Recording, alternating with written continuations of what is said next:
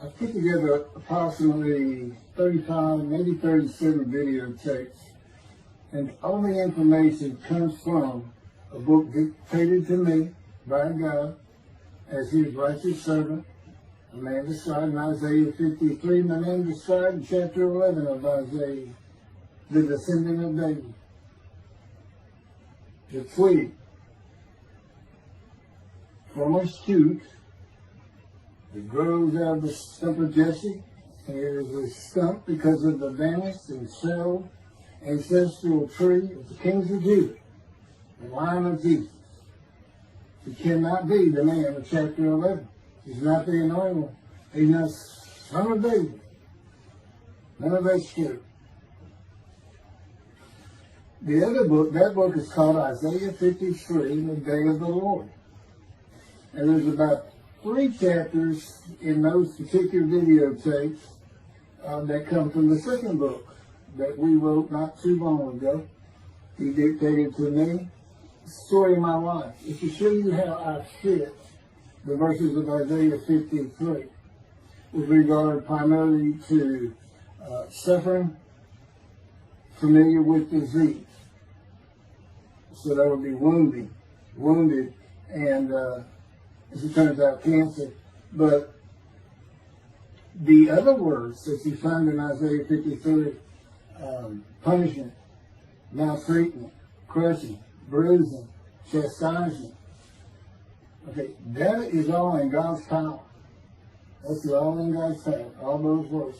But the books are unpublished, shunned and despised, accounted afflicted by God, plagued.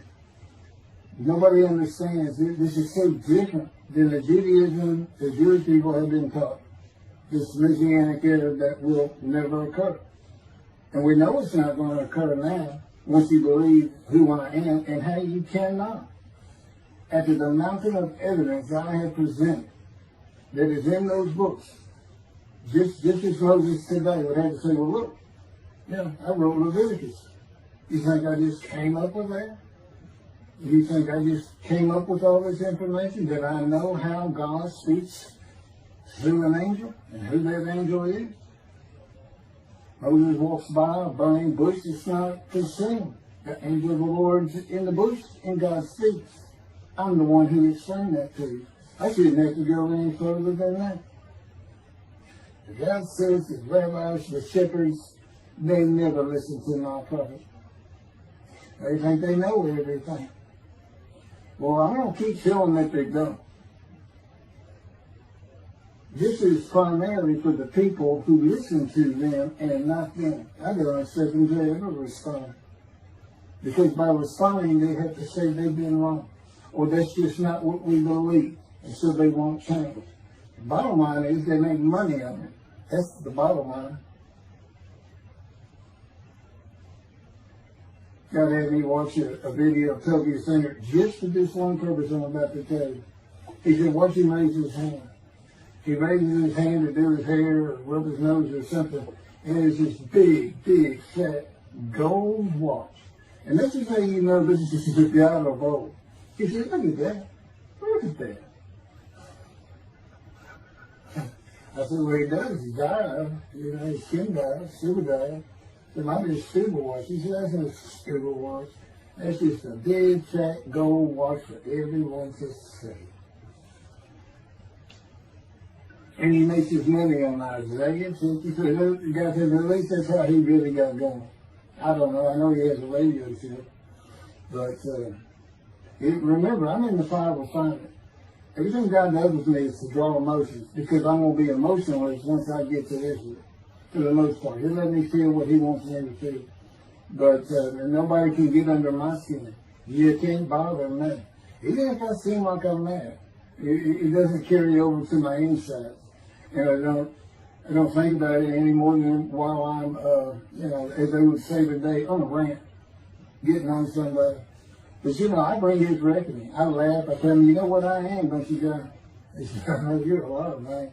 I said, no, I'm the reckoning. And I am the record. That's what I am. He laughed. Holy Spirit, man.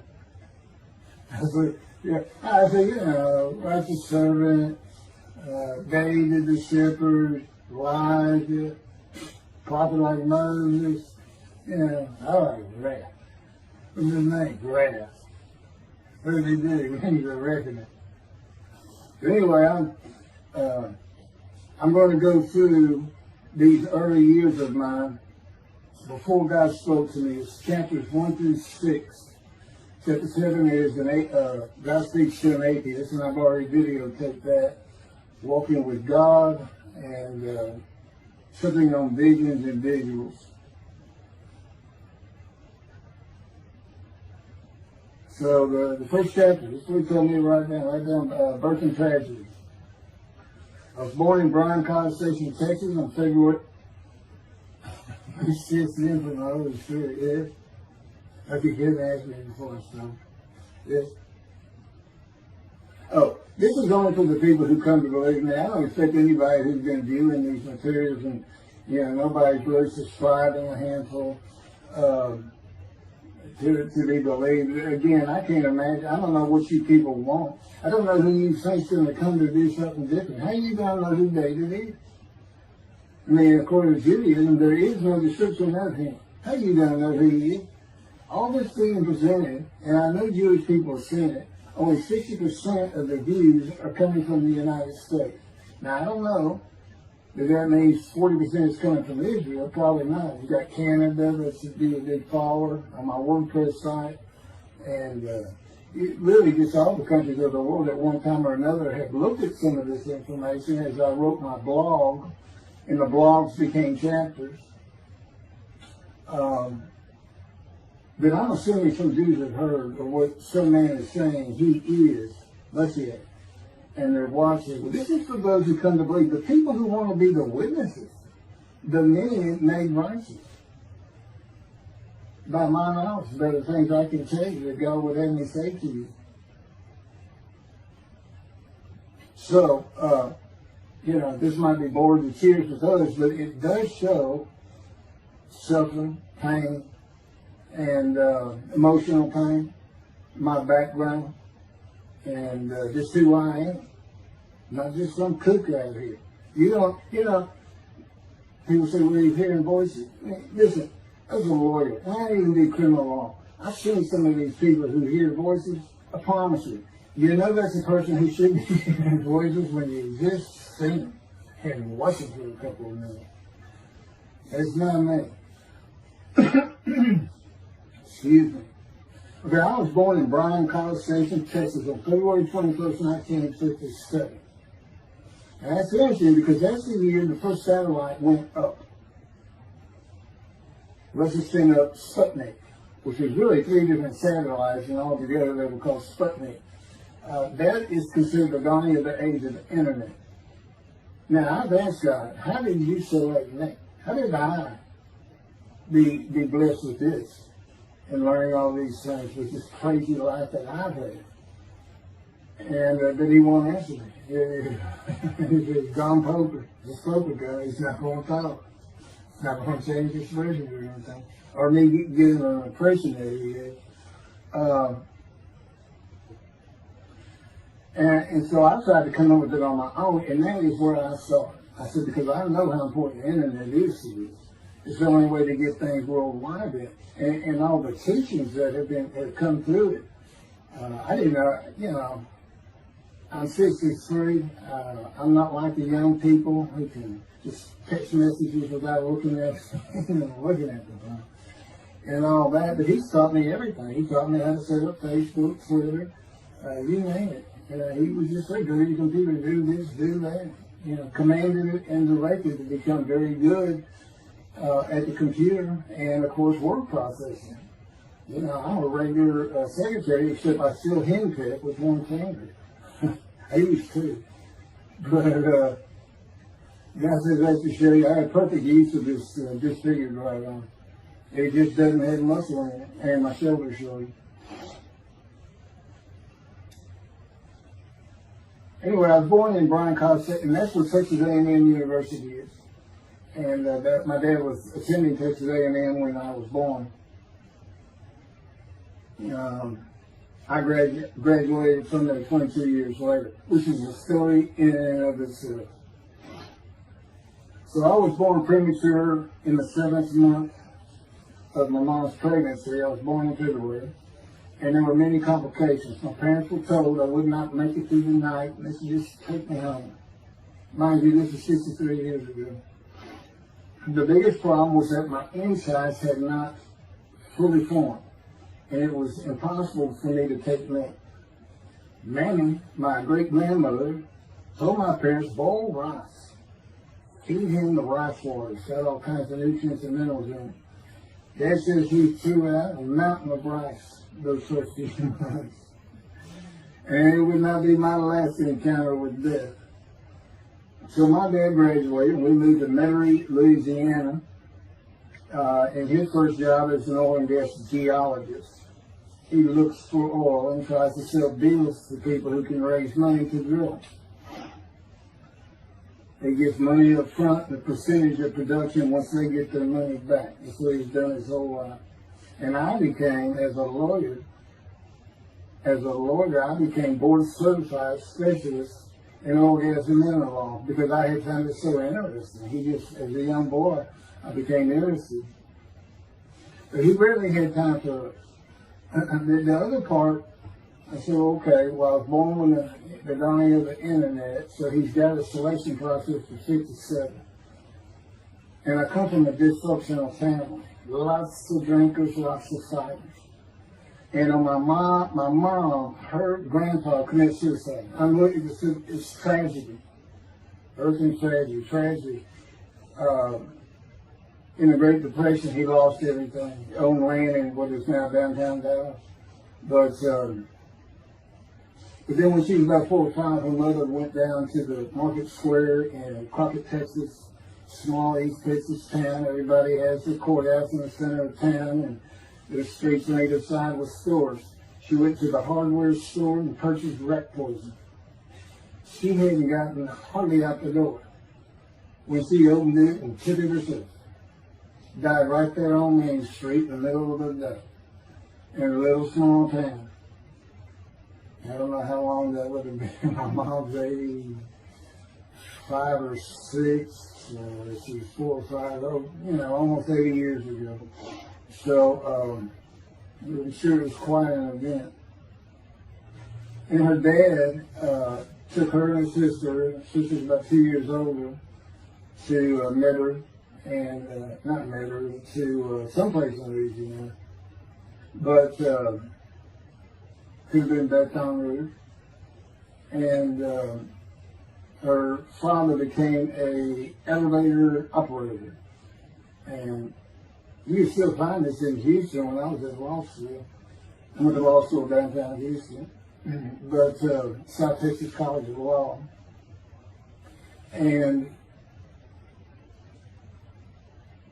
at the courthouse, they would have somebody sitting in there on a little stool and with a lever and take you up or down, take everybody up or down. With all the lawyers coming in for the court cases, it was packed.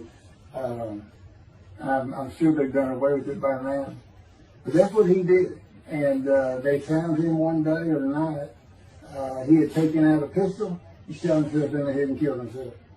So now she had suicides on both sides of the family. And her father's brother took the 2 girls in. He actually adopted them.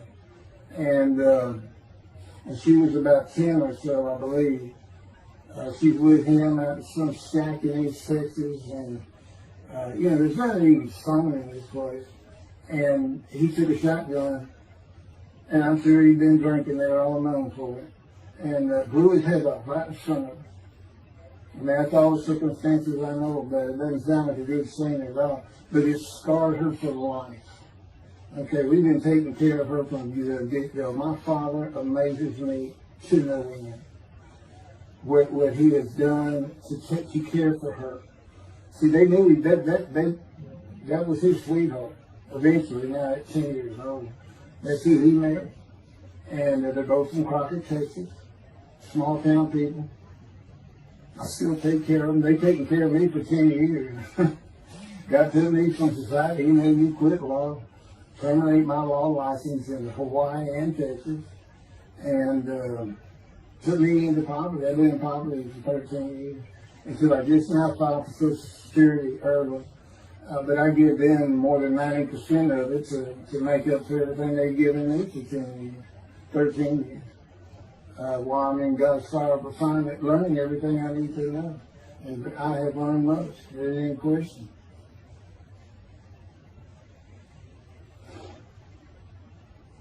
So anyway, this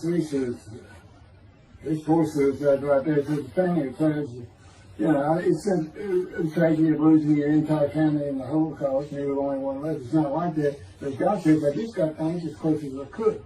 He says, that puts you in the one to deceive you, really for just one reason. Well, two reasons. One, it makes you identifiable, but it was so people would pick on you. I wanted people picking on you because that's what happens to young Jewish boys. Just for being Jewish, just for having a disfigurement. People will pick on you. I told him since, I don't even really recall many people saying anything to me. He said, that's because you look like you crawl all over them if you did. And I did. I was always just say something, anything. It's just the way I was just angry inside. And God's taken all that away. But I can still go on a good man. But, and then my mother in the 60s, young people may not know this, that's when, the Woodstock and marijuana, LSD, everything started getting big. And at the same time, doctors were just handing out pills left and right. Valium, painkillers, Percocet, just asking for it. They would write a script.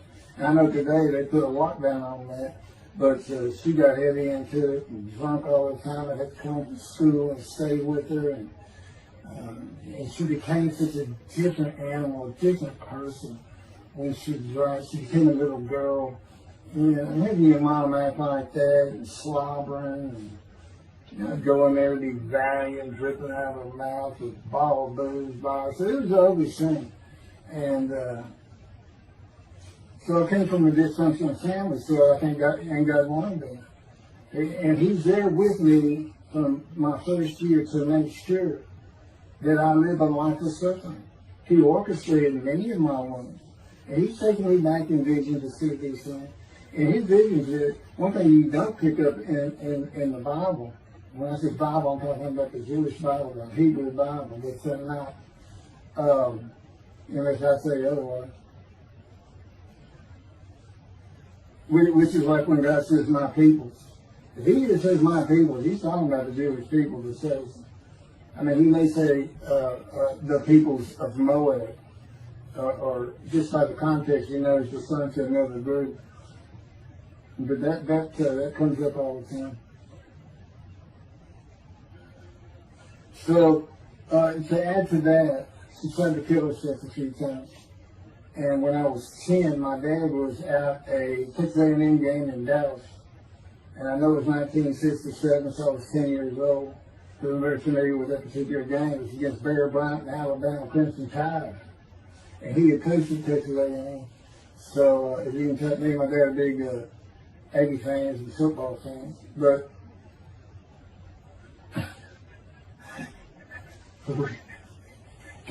I had dinner sure with me to see those games in Israel.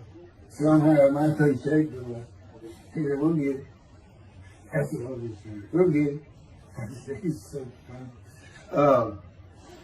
I don't know where my sister and brother were, but I heard some noise and I went down about 1 or 2 in the morning, and our stairs curved, and there was a little bay window cut out, and I looked down out into the living room, and she's wearing newspapers on. And just sat there watching.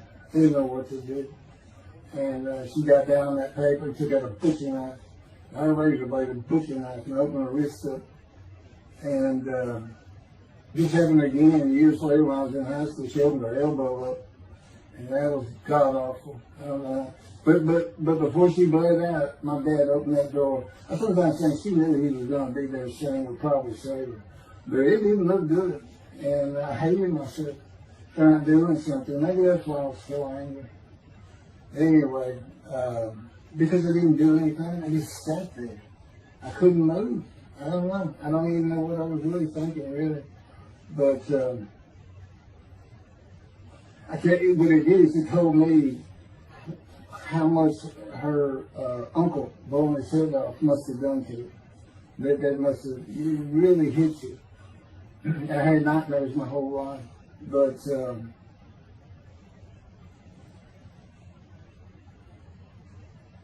I was 16 when she did the thing with the knife.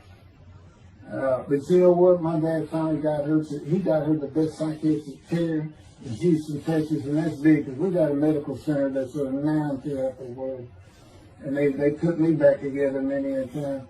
And she never did that again.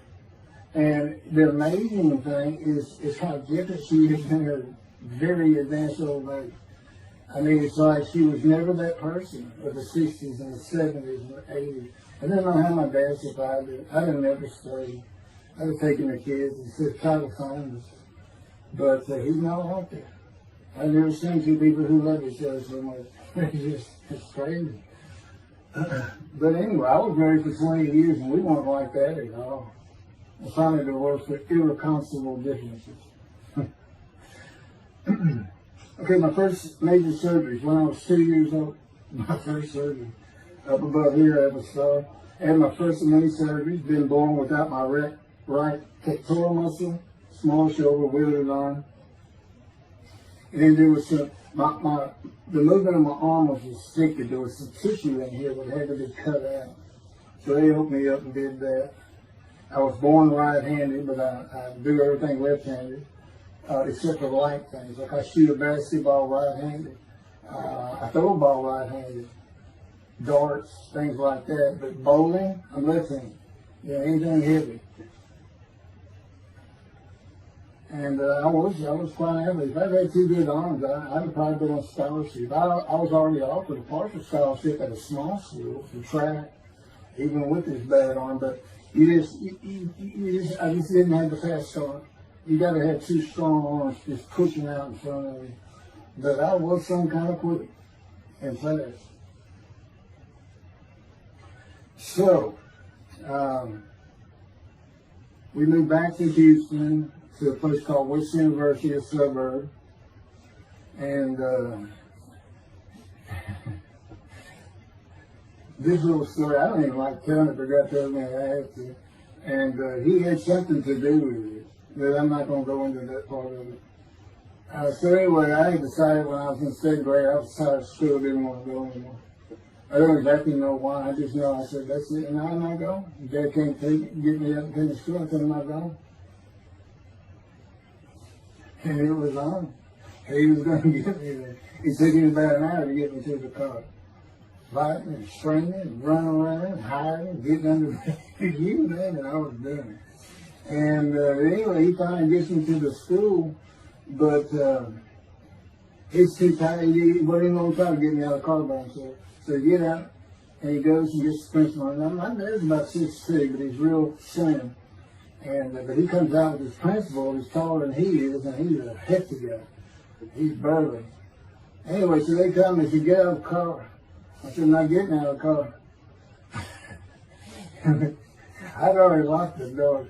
And only the two front doors were locked, and it was those locks that you pull up and push down. And so my dad used the key, and he opened up, he popped that lock up, and I slammed it back down. Said, I'm not going to sue, I told you. He throws the keys, they start throwing the keys at one another over the roof. The principal was trying the same thing, and I'm slamming his door, I'm leaping across the car. But I don't know how long I went, but they finally, in 5 minutes maybe, seemed like an eternity. I was terrorized, this way I looked at it. Anyway, the principal got it open. And I saw that door open, and I got back on the far other side of it, by the steering wheel with my back against the back door. And I curled up like a ball. Had my knees on my chest. And he reached in to get me, and I unleashed on him, kicking him in the face with everything I had. He broke his glasses, and his orbital bone got shattered. So, That wasn't my first principal either. There's another one. So, but anyway, so they carried me in, and it was very embarrassing, just crying. But again, funny thing, nobody, because I stayed with this same group for 9 years, going through West University and the junior high there that you go to. Nobody ever said anything to me about it. And I knew some of those kids that were in that class.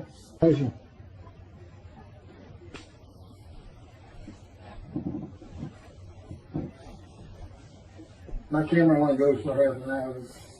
I can see on the screen that I had point towards me that when it runs out, I have to turn it off and turn it back on.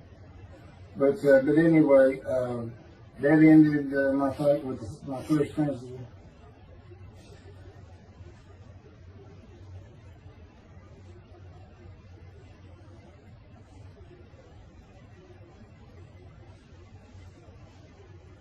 Now here it is right here.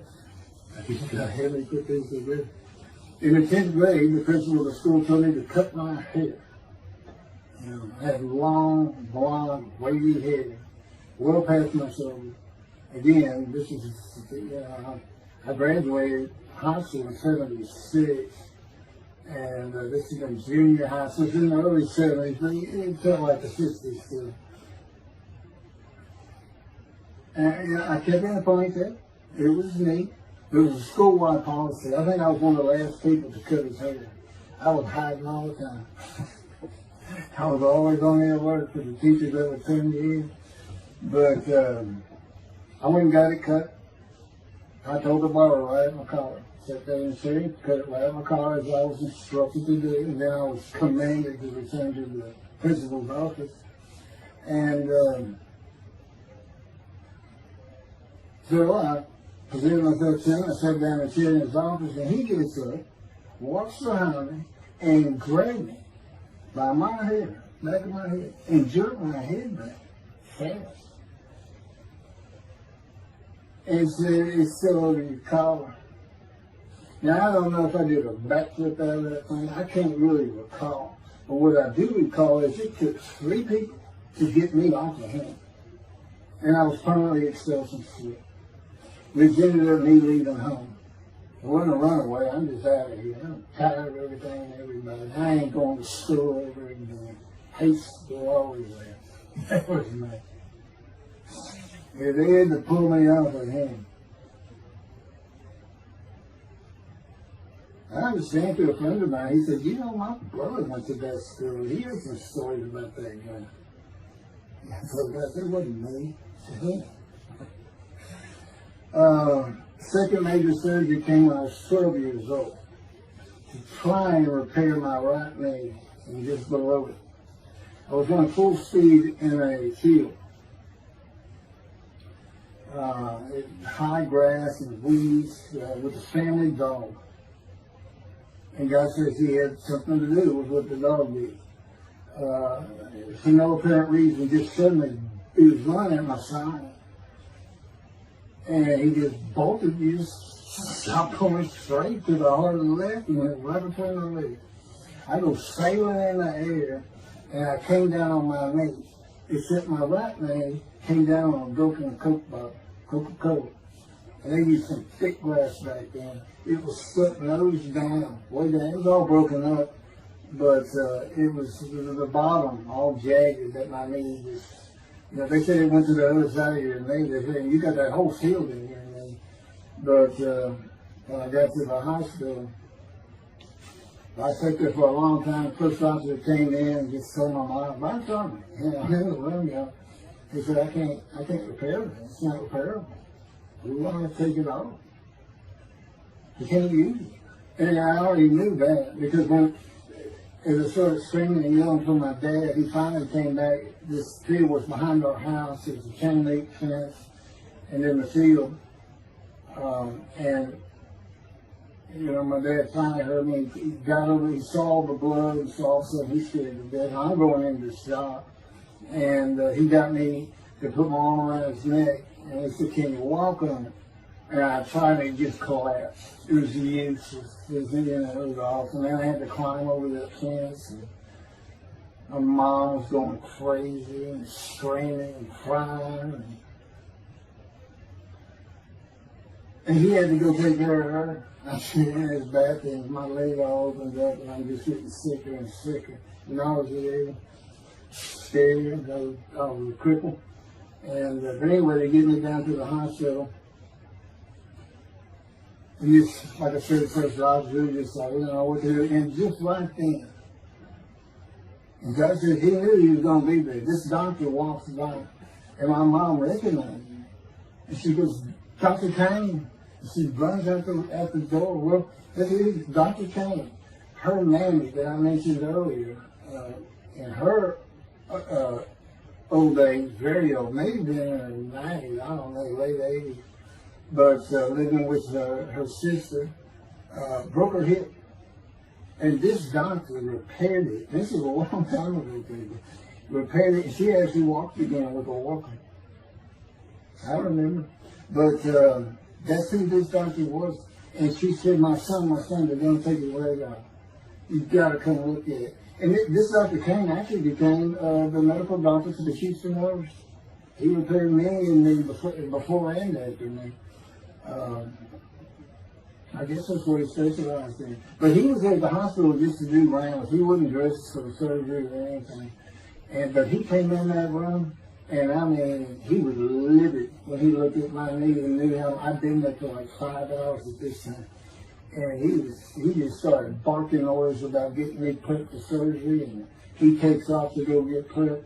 And they literally ran me down to surgery in Montgomery. I mean, they were trying. And this kind of fear they put in everybody. Anyway, I was in the hospital for weeks, and I woke up with my leg. I was glad of that. They had a cast in my hip to my ankle.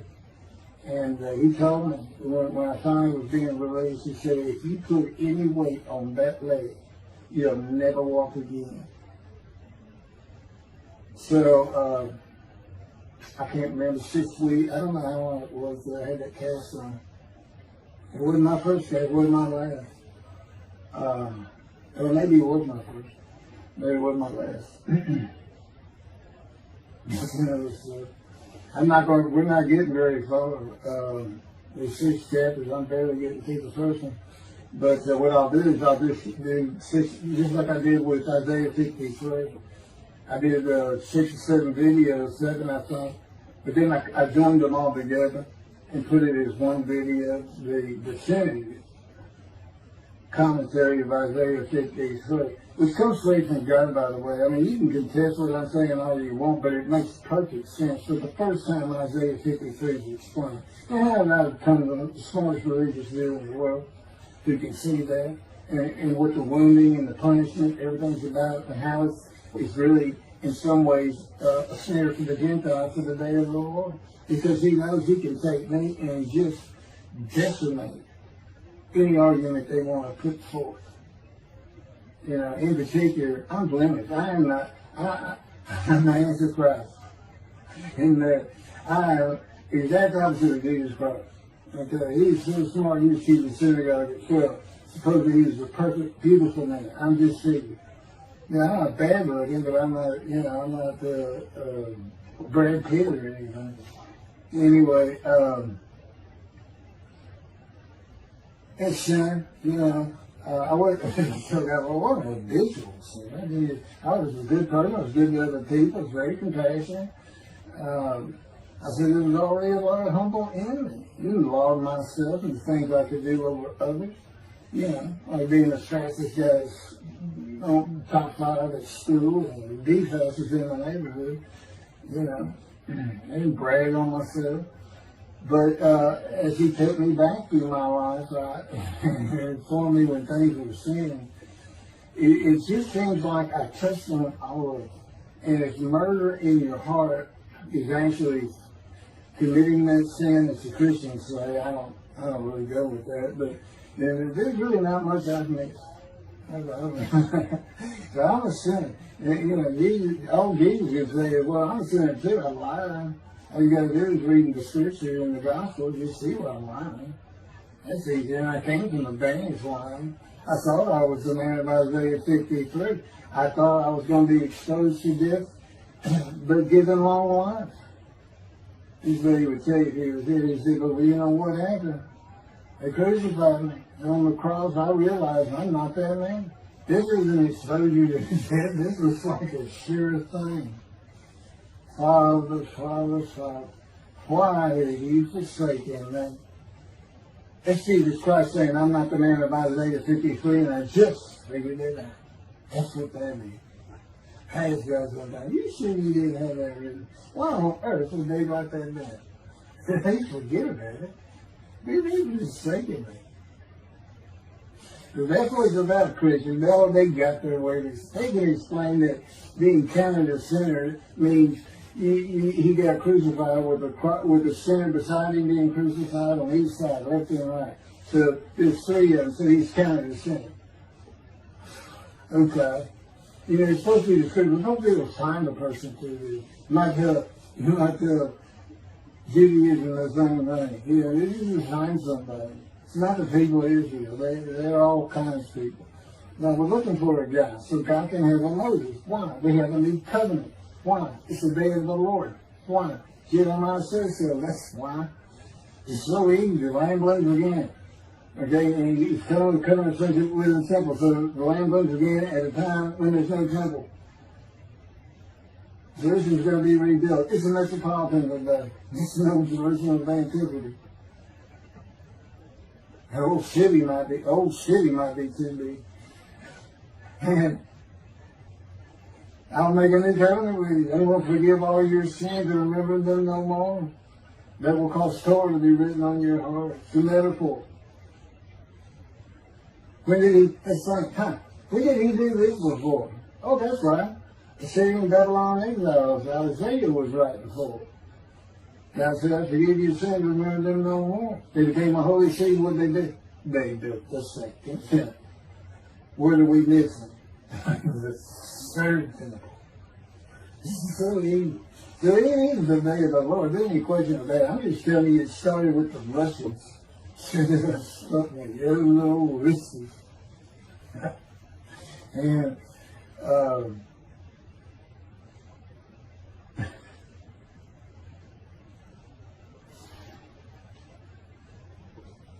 he's bringing the covenant. These guys, he's sent a prophet like Moses. So he's there. It's Joshua. No, it's not.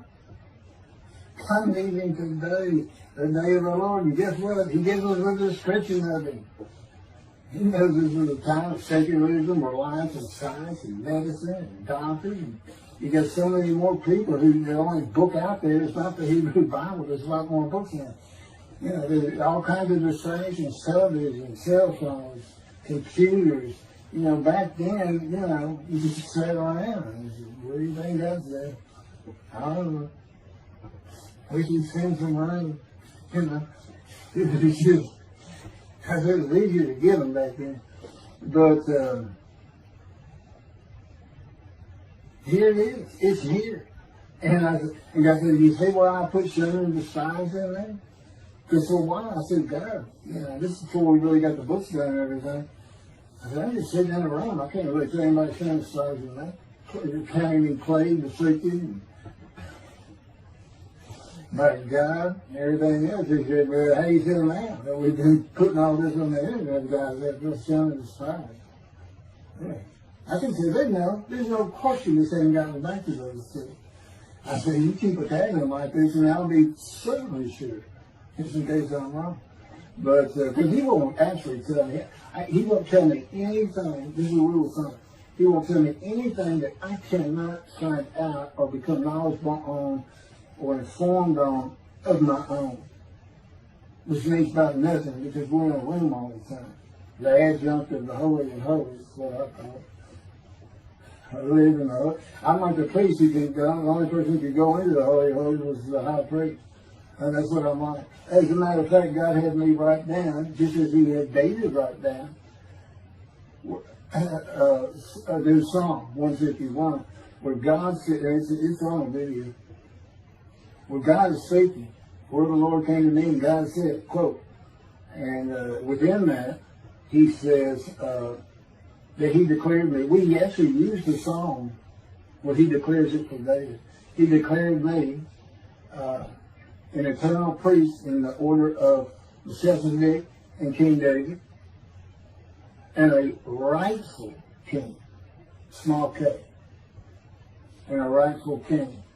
And he also declared, I'm the righteous servant. I mean, that's God talking. I mean, he's using it when he dictated to me. It wasn't, to be written in my personality. That's him. That's him doing a new song. So, because he does that. Even in the writings, the person doing the writing, whatever prophet it was, or Moses, or David, if he wrote Samuel 2 and Kings 1 until he died. As I say, God says, look, just assume the central character is the one I had writing. Because their lives change when I come to them, just like mine changed. This is not anything I could have ever conceived or even bothered thinking of. I had never read the Bible my whole life. And he then told me, we're going to the bookstore and get you a Tanakh. That was 13 years ago. And my answer was, what's a Tanakh? I didn't know anything. And look at all this knowledge. But this is it. This is the only power he's going to use in creation. He's not going to perform miracles. He's not going to have me performing miracles. And he's not. He said, the only power I'm going to use is on you. What I can get you to do. He said, I can take a Gentile Texan and take him to Israel and get my temple built. Okay. He said, because that's what you say to God all the time. Okay. And one night, I hadn't even read Isaiah 53. He didn't come to me and just say, offer yourself for guilt. I crushed you with cancer. It was me that did it. That's not, I wouldn't have known what he was talking about. We finally get to Isaiah a couple of years later. He said, keep reading Isaiah 53. Is that okay? And so I read it. I said, okay, finish it. He said, who do you think that is? I said, I have no idea. I could barely read it. I didn't know what it's saying. I said, I think these two verses ought to be up here. I said, you sure nobody mess with this thing? He said, nobody mess with it. He said, this guy I got Isaiah right. He said, that's you. I said, oh, okay. I couldn't have good luck convincing anybody. I can't even tell what he's saying. He said, before we can get done, and he's right. I've been over that thing so many times. From my original version of Isaiah 53 that he dictated, or told me how to put together, but every sentence, every word is, we changed it up and added things. I've learned things. Like I didn't know about the test of devotion. I didn't know why the angel was leaving early in Malachi 3, but I do now. And all that would cause an amendment to my midrash in Isaiah 53. And, the book has me, these are all videotapes out, me and Rashi. Rashi, the first one to come up with this is Israel. And, I look at his answers and I just shake my head sometimes. You should see his answer in Malachi 3 to the angel of the covenant that you desire. There's only a covenant of friendship and a covenant of Jeremiah. And this is his answer. It's midrash, so he just takes a section of the angel is on the way. And it just says the angel of the covenant. And his commentary is the angel that avenges the revenge of the covenant. I said, what does that mean? What are you talking about? And I said, I was being funny. He said, I don't know. I said, you do know. I said, well, I'm not telling you. So, God likes to feel as though he's laughing. He doesn't actually laugh. He sends me a perception every day. Or he uses me to laugh. I've mentioned that in a video. Because he can't. He controls my words. I learned that in walking with you. Just one day, I'm talking out loud as we go. I'm discussing man and divine beings as though I had a sermon I was giving or a speech to somebody or a seminar. And I'm rolling, and I can tell he is really making this thing rock. He's taking it from here to here to here. And we're going. And I'm going. And all of a sudden, I use a word or a couple words that I simply don't use. And they're not what my mind was even thinking of. He just came out. And I just stopped. I said, did you do that? I didn't even say, hey, did you just make me say these things? Because I know you do. I said, did you do that? He said, I did. I said, as long as he did it, I did. I said, okay. Anyway, that's where it all started. Now I know. Okay, he'll do that. That's the Holy Spirit.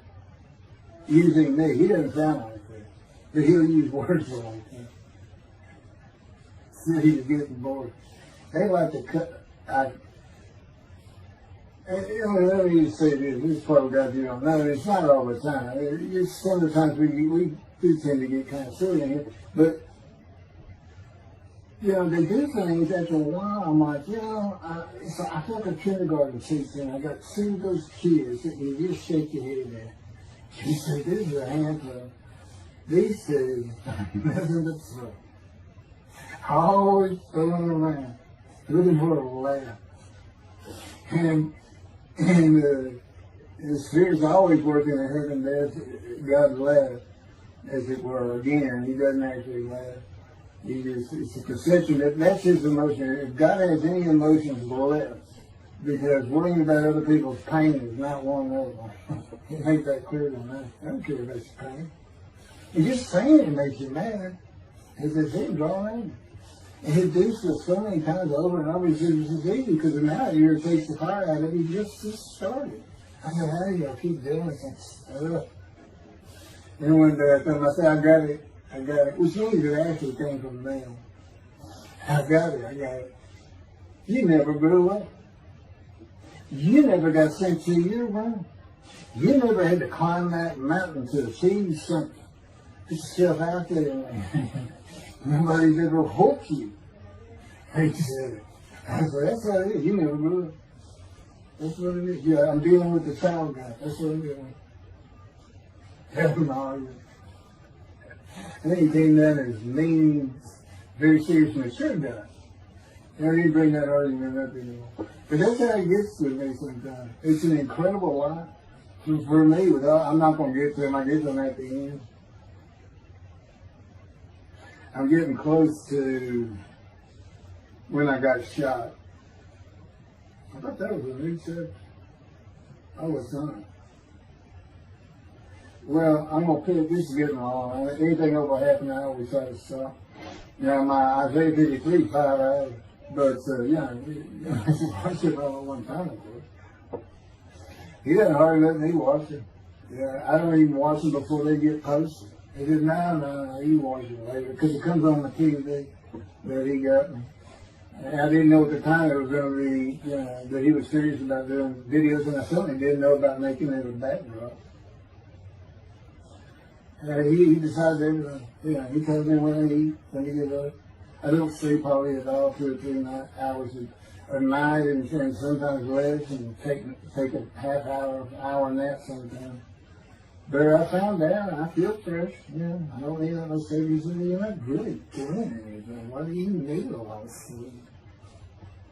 And see, that used to make me mad. Now it is later.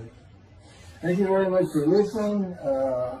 I'll pick this back up on another video, and eventually I'll put these first 6 chapters, just like I did Isaiah 53, because it's a book that he dictated to me. I can't get it published. I'm going to put it on YouTube. That's why I'm reading it. And as I said, if you don't want to listen to it, don't listen to it. But the information that's in these books and in those videos is, that's not proof. And quite frankly, God said, if that's not enough for them, well, that's just too bad. Utter destruction is what they end up getting. They better learn how to listen to proper. See, it's no different than the people back then. They'll say, well, why didn't they listen to Isaiah? Why didn't they listen to Ezekiel? Why didn't they? They laughed at Ezekiel. That's what Rashi says in his commentary. I didn't know it was laughing at him, but just ignored him. Everybody thinks they know it. But in any event, I do know there's one chapter we haven't put in there, and that is recognizing a prophet in time. It says Moses vouched for Joshua, so he didn't have to be tested. And the problem with all that is, and I think why God hadn't had to put it on video, is that they're looking for a seer, somebody who can see the future. You see, that's antiquity. And that's not what you're looking for today. This wasn't a seer. And none of the prophets were serious. They just wrote down what God told them to write down. God's the prophet. He's the one making prophecy. And what he does, he doesn't actually just see the future. He walks it through. He says, okay, right here is when they're going to send up the satellite. This is where humanity will be at that time. He can walk it through in his mind. As I mentioned, his eyes, he doesn't have them. It's just his absolute knowledge of all things. He can form a picture of this room. Me, it's in here. He knows every atom of my body. And it's like he does a vision for himself, a visualization. That's what I call when he puts pictures in my mind. And he puts it into the spirit's mind. And they're both within it. You know, the big cloud that just came down. If you're sitting in a room with me, it envelops you. But it engulfs me, it goes through me. My little spirit cloud becomes part of the big cloud. That's why God is in his spirit. Here's the elements of spirit, here's the elements of God's presence. There's 9. 2 clouds, they just come together, they can be together. Okay, God's still one. He created the other cloud. And then in this room, filled with them, my little spirit is like a little cloud that just came in and part of it. That's who I am. That's the man of divine being. Okay? No, it's like nobody's really expecting it. Well, maybe it's because you didn't know these things. And now they want, I get the feeling, son means I'm not looking at that. It sounds like a coup. We by faith, by the fundamental principles of plan balancing, the talent, from his diagnosis of the talent. Once you do your own, once you throw the talent out and once you need stuff, once you get out of antiquity, every religion has an end times like that. Every religion ends up with utopia for its people. Everybody. Well, don't be like everybody. You're the Jews. Go ahead, let's get practical. Let's have God in our midst again, in a man like he was in Moses. Let's point at him and tell the Christians that is the man of Isaiah 53. Here's what it's about. God said he's coming back. He told us, we're not waiting on him like you. He said when he was coming back, he false prophesied 5 times. He wasn't coming back. He wasn't who he thought he was. He told us on the cross. I'm not the man of Isaiah 53. He tells us. What else was he doing? Well, what did you say? I'm about to die. What do you think he's talking about? What do you think he's thinking about? And that's supposed to die. He thinks he's the man of Isaiah 53. So do they. It's mind-boggling because I'm the man. And there's nothing about me that says Jesus Christ. Nothing. You see me cuss God. I cussed him trying to die. I'm begged for death 1,000 times. He said, it's not been 1,000 times. Isaiah's been hundreds. He said, well, that's true. You have cursed me more than any man in the history of mankind. And he said, and you did it face to face. And I said, you should make me so mad. He laughed, y'all. He laughed. Without cutting him, he did make so mad. And oh, you're kidding. That's the way. He gave me his perspective. This is what I did. It's a key. Imagine you created ants. And ants are living beings. In other words, they can think and they have emotion. Okay, you get a great big ant farm over here in the room. Okay, you decide you're going to get one ant to get all the other ants to do stuff. But you got to get him ready. And you get him ready the way I'm getting you ready. Now, he's married. Right? I think he is. He is. Now, maybe I'm always laying in the bed. I got a big table. I got a microwave on. I put my computer on. I got a big fan I like to have on. And he said, look over that table. Now imagine that ant got loose. And he is pulled up. And he is standing on the corner of that table. And he is giving you the what for in ant language. I mean, he's going. And he turned around and shaking his butt at you. And he's cussing. And all this. And all you got to do is go bump. And he's gone. And it is, and that's how that's what it does to him with me. In the spirit wild me up.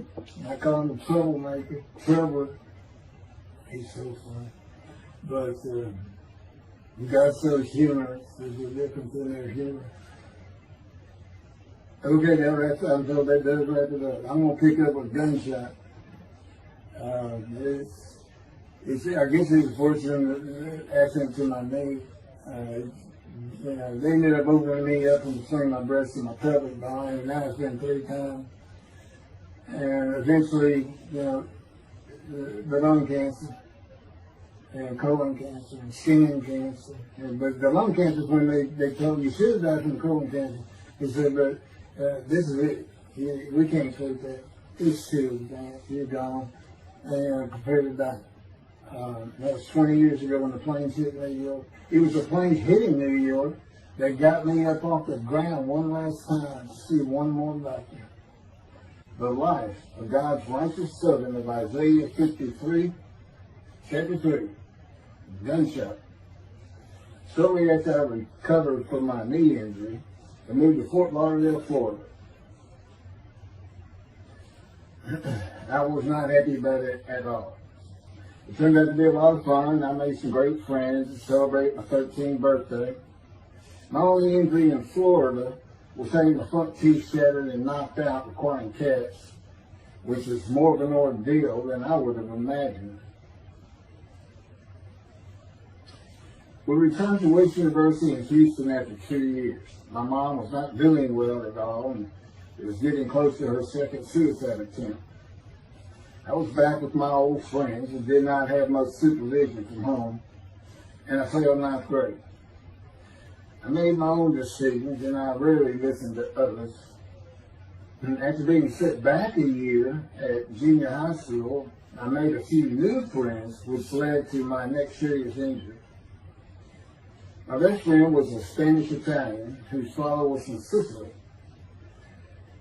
And he kept a machine gun and a violin case in his office at the restaurant he owned, where his son and I were waiters. It was called the Godfather. My son was the best pool player I've ever known to play with, an absolute natural.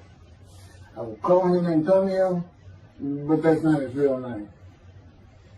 Antonio's girlfriend was a Jewish girl. I will call her Rebecca, but that is not her real name. Antonio was a Catholic Christian. Rebecca did not practice Judaism, and Antonio did not go to church. I was a confirmed atheist, and we never talked about God or Jesus. Rebecca's father had foreclosed on a ranch about 8 hours from Houston outside of LaGrange, Texas, Fayette County. LaGrange was famous for the Chicken Ranch, which was an illegal brothel that operated from 1905 until 1973. The business served as the basis for the 1973 ZZ Top song, LaGrange, and the Broadway musical, The Best Little Whorehouse in Texas, as well as its 1982 film adaptation. T.J. Flourney was known as the meanest sheriff in Texas. In the coming weeks, I would be interrogated by him outside of Shock Room 3 at Bingtile Hospital in Houston. This is an excerpt about him from an internet article. It was the most one-sided Texas battle since the Alamo, as 100 citizens watched disbelievingly in the dusty little town of LaGrange, their beefy sheriff, T.J. Flourney, reached into a black 1975 Continental Mark IV and began to shake by his $300 suit Marvin Zimner, the star consumer crusader of Houston, Texas. That's from People, June 17. Next, the sheriff tore off Zimmer's blue-white toupee, waved it in the air, and then finally ground the road with his cowboy boots. Behind Flourney's theory was the fact that on Zimmer's last assignment in LaGrange 18 months before, he had filmed an expose, which resulted in the closing of a critical part of the local economy, the Chicken Ranch, a legendary Bobby House. Antonio, Rebecca, and I first went up to the ranch in the summer of 1975. It was a small ranch house and small lakes with horses roaming around blue-sink pastures. We decided it'd be fun to try and catch one of those horses and go riding. The next time I went to the ranch house was in Rebecca's father's Mercedes-Benz. Two-door convertible Mercedes-Benz. I sat on the hood of that Benz with a lariat while she tore through fields trying to run down a horse for me to rope. The horses could turn too fast, and we never got close enough for me to rope one. What we could and did do on the next trip was bring guns. A 30-30 rifle, shotgun, and two 22 caliber pistols with holsters. As the backdrop, Antonio and Rebecca had broken up as boyfriend and girlfriend, and her attention had turned to me. I did not believe that caused any friction between Antonio and me, but it should have. It did not seem to be a source of animosity of Antonio towards me in any event. On October 5, 1975, we were all back at the ranch having a great time. Tony and I were shooting at cans with our pistols and practicing a quick draw from the holsters. We were standing shoulder to shoulder, about 3 feet apart, and he was a little forward of me. Rebecca came up behind us, between us, and said she wanted to shoot. Antonio passed his gun to her, and it fired when it was going by me. The bullet went on a straight line through my bladder, intestines, and colon from the front right and lodged in the back of my left buttock in my backside. I could see the trajectory in my mind. I fell to the ground, and Antonio fell on top of me, rolling me over and over. I think he was looking for an exit of the bullet. I told him to get me to a car and get to a hospital. Felt like Babe Ruth had swung a bat up between my legs. I never once thought of God. On a big ranch, there are several gates for different sections of land and different purposes, usually with chains and a lock. When we got to the first one, I told Antonio, drive through it. I told him to ram it. I knew I was dying, and all I could think of was, you had got to hurry. I didn't panic, but I had never been so afraid and had never felt fear like that again to this day. Sometimes I think I have forgiven Antonio for accidentally shooting me, but I have not and cannot forgive him for stopping at those gates. I still never did. I was seriously angry at him. We got to the LaGrange Hospital before noon on a Sunday. They had to call the doctor to come in. I asked the nurse for something for pain, and she told me my vital signs were too low. That if she gave me a shot of morphine, I'd drop dead right there. It would kill me. No pain medication. The doctor came and looked at me and said there was nothing they could do there. He told me they were getting an ambulance to take me to Houston, Top Hospital, where they operated on gunshot victims all weekend long and do to this day. It's a trauma hospital. Many young doctors from Baylor University, all around the state. It's a high desirable place to be because you're cutting all. If you want to be a surgeon, you're cutting all day long. I knew one thing with a certainty. I could not pass out or fall asleep. If I did, I would not come back. In an ambulance, I talked to two fellows that were tending to me, as much as anything to stay awake. I asked them such things as what it was like to be married, graduate high school, have a career job, but my mind repeated over and over, you have got to hurry. We arrived at dusk.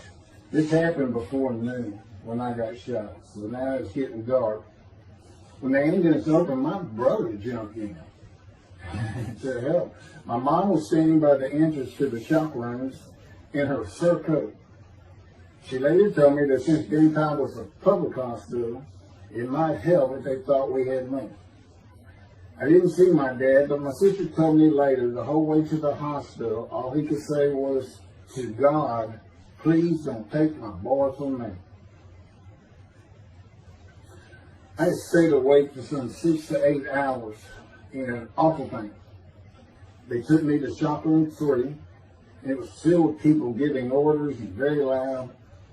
On the table, the nurse told me she had to put her finger in my bottom, which embarrassed me. And I raised up like a sit-up and saw nothing but blood rushing from my bottom onto the table.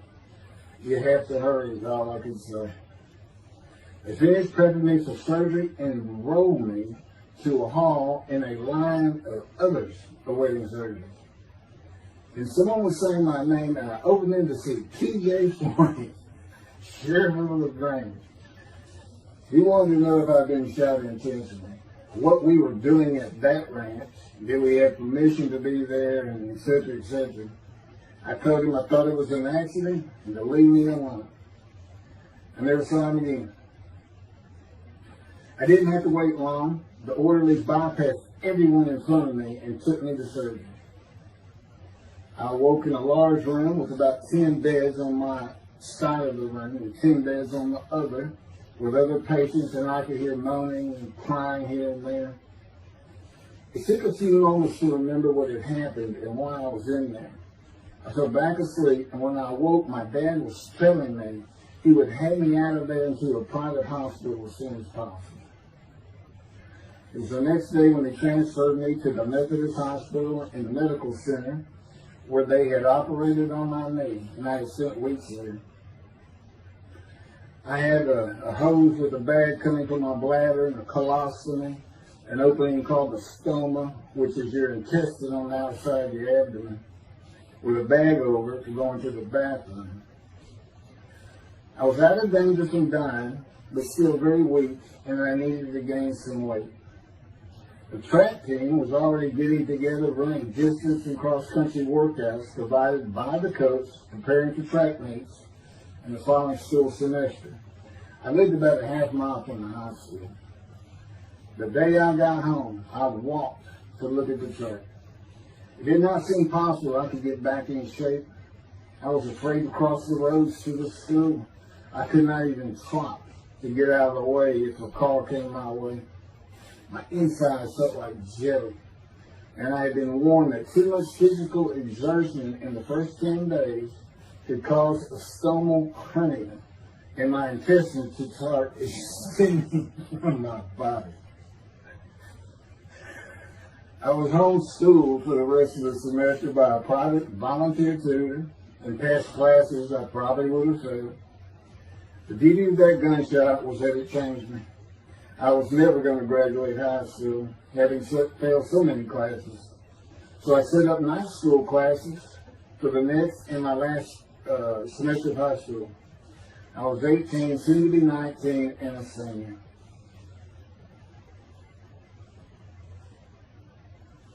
Chapter 4, College and Law School.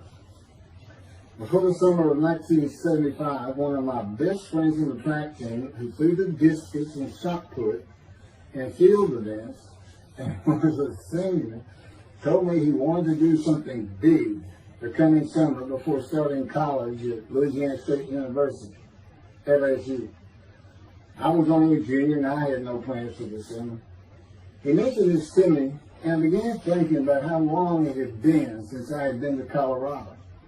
My father, who had really good years and many so-so years, depending on how the oil and gas industry was doing it. And when I was in junior high school, he had sold some prospects, had completed a few wells, and had purchased a condominium in Pagosa Springs near Durango, Colorado. My friend's name was Keith Miller, and I called him Miller. He had given me the name of Say Babe. At one of our night track meets, I was running the 330-yard low hurdles, and the last time was behind bleachers where the officials lost sight of us for a few moments. A runner 2 miles left veered out of his lane into mine and took my hurdle, and I had to slow down and go around it, yelling, "Hey man, that's my hurdle." I wasn't happy. I do not remember how Miller knew what I had yelled, but he was probably on the football field inside the track, working on shop putting dishes, watching me run and hurt me. I did not really know him very well at this time, other than he was a popular senior who knew everyone, and in stark contrast to me. On the following Monday, I was walking down the halls between classes, and coming in the other direction was Miller, though I did not see him. Then as he was passing me, in a loud voice, loud enough for everyone in the entire hall to hear, I hear, "Say, babe, that's my hurt." Hence, say, babe. That began a really good and fun friendship, and I got to know the class I should have been in if I had not failed ninth grade. And because I was Miller's friend, I was immediately accepted by anyone he introduced me to. I found out about 40 years later on Facebook.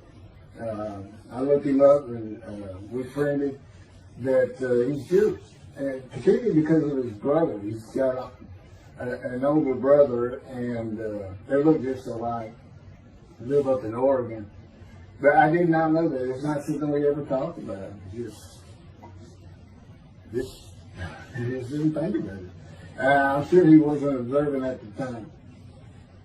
I told Miller about my dad's condo and suggested we plan a trip up there, backpacking the Womanichi wilderness of the San Juan National Forest. I had hiked there while in junior high school with a friend and his little brother. I had a driver's license in my second year in the ninth grade. The prominent 13,000-foot peak is 10.7 miles from the town of Silverton, which began as a silver mining camp in 1873, and that is where I plan to take Miller.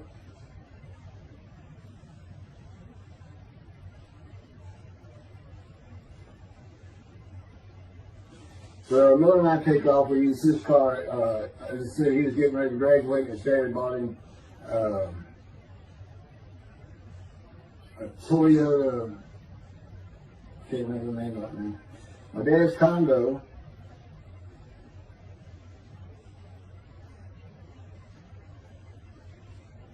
is about 60 miles from Durango, where a train depot is located that runs the train through the Womanichi Wilderness to Silverton.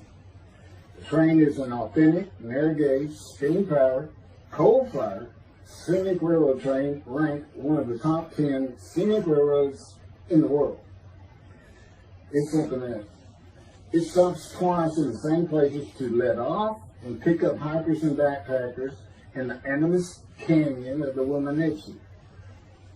At top speed of 18 miles per hour, it takes the train 3.5 hours to travel the 45 miles from Durango to Silverton. Oh, here it is. Miller had a new Toyota Celica. And after a day and late into the night, we made to Pagosa, slept, and we're at the train station before the first departure the next day. I don't know what the problem was, but the train was not going to run that day. So we couldn't get to where I wanted to take it. It's just too far. We decided to get a hotel in Durango and just head down the train tracks into the wilderness and explore an area I had never seen in with the maps. We got lost. And at one point we decided, let's just put these backpacks down and you go that way and I'll go this way. Well, we did that. We went back up and then we couldn't find a backpack. And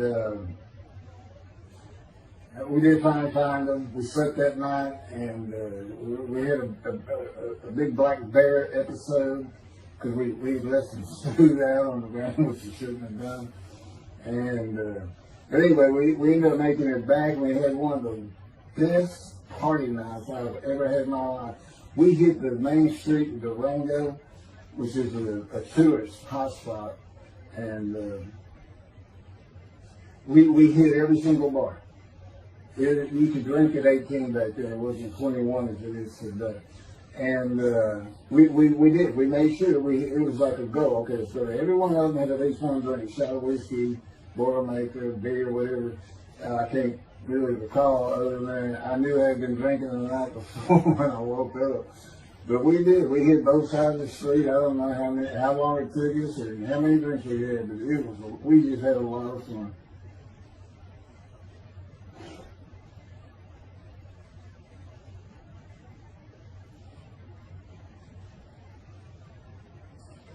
Okay, I'll be coming to chapter, well, I guess it's 4. I don't know. I thought I was coming up to the cancer story, but this is different. This is getting into alterations while it's food.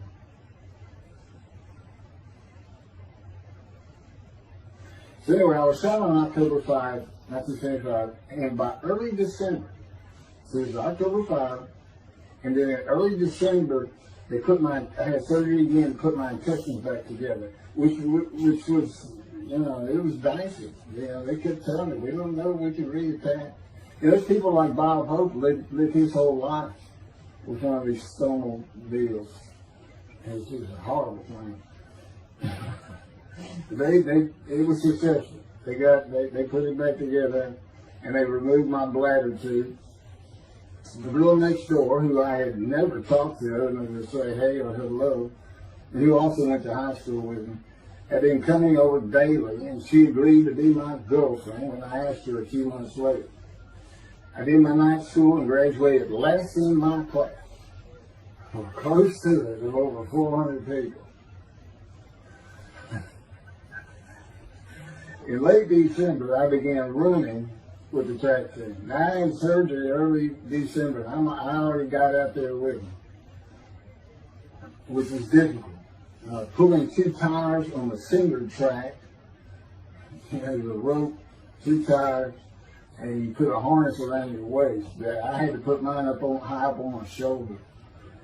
On the center track for a lap and a half, 660 yards for 2-minute intervals, 6 times was the toughest. My speed and quickness was still there, but distance running and my endurance, it took quite a while to come back.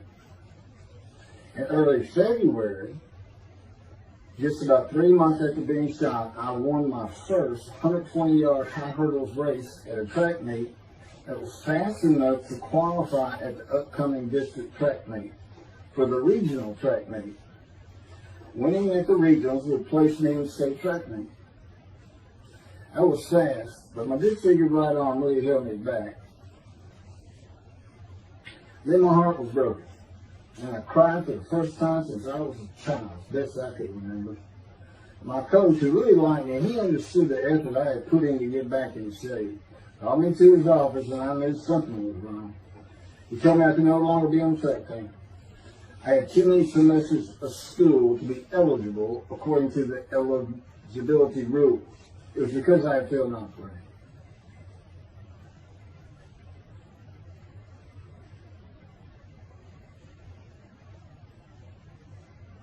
And of course, I had no one to blame but myself. Skipping school all the time, just not trying or caring about learning was why I failed. I was not lacking in intelligence and common sense as many people thought of me.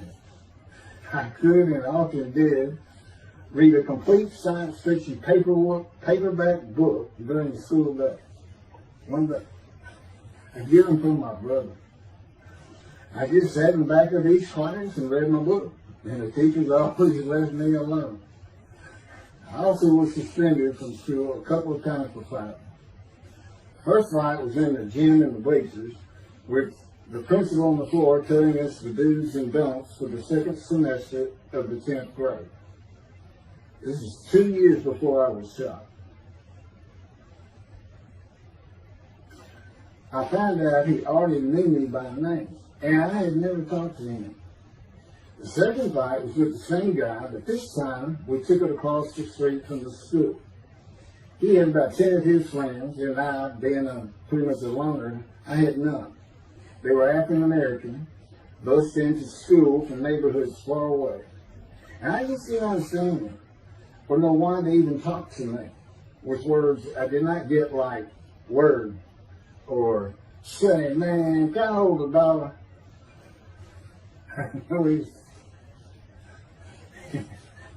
That is what started the fight in the bleachers. I hear from behind me and one stood to my left, saying, "Man, can I hold the quarter?" I turned around and just looked at it. And I said, "I did not have a quarter." Going with the principal, I undid my ponytail. Mine should be sitting right behind me, and I'm well aware of it. And I brushed my long blonde hair and then reached into my pocket for some chapstick for my lips. And I pulled my hand out with the chapstick. Turned out I did have a quarter. And from behind me, I hear, "Saying, man, you said you don't have no quarter." To which I replied, turning around, "I don't have a quarter for you." The next part's kind of hazy. But I do know I grabbed him by the front of his shirt and put him down the bleachers onto the student sitting below me. That is when the principal yelled my name and told me to go to his office. The next day, the guy and his friends were waiting on me when I got to school, and we fought across the street. The principal told me not to get into any more fights, and this is what I got suspended for. I remember being in, after my suspension, being in the men's room and smoking a cigarette in a stall, and a group of African Americans came in, and they were talking about the fight. What I remember was hearing, "That white boy went Muhammad Ali on him." My favorite fighter. I even saw the Ali Foreman fight in Kinshasa there, live in Amsterdam in 1974. And some of my best friends in high school were African Americans, mostly on the track team where we could get to know one another. I still had run-ins with the general population of the African Americans, who everyone just called blacks back then. I never used the N-word and thought they would help themselves a lot if they stopped using it. Mostly I think they were angry at being busted in from neighborhoods far away. In fairness to them, white kids did not seem to like me much either. I looked young even for my young age, and with my long hair, about 6 to 8 inches past my collar, I looked kind of girlish, and many people said that to me. One day a friend of mine told me what it was to him. You never smile and seem to be very angry, like if someone looks at you crossways, you're going to come after them, daring them to say something, like you want to fight. My next suspension for fighting began in middle school, and it was all my fault. There's not a big deal to that.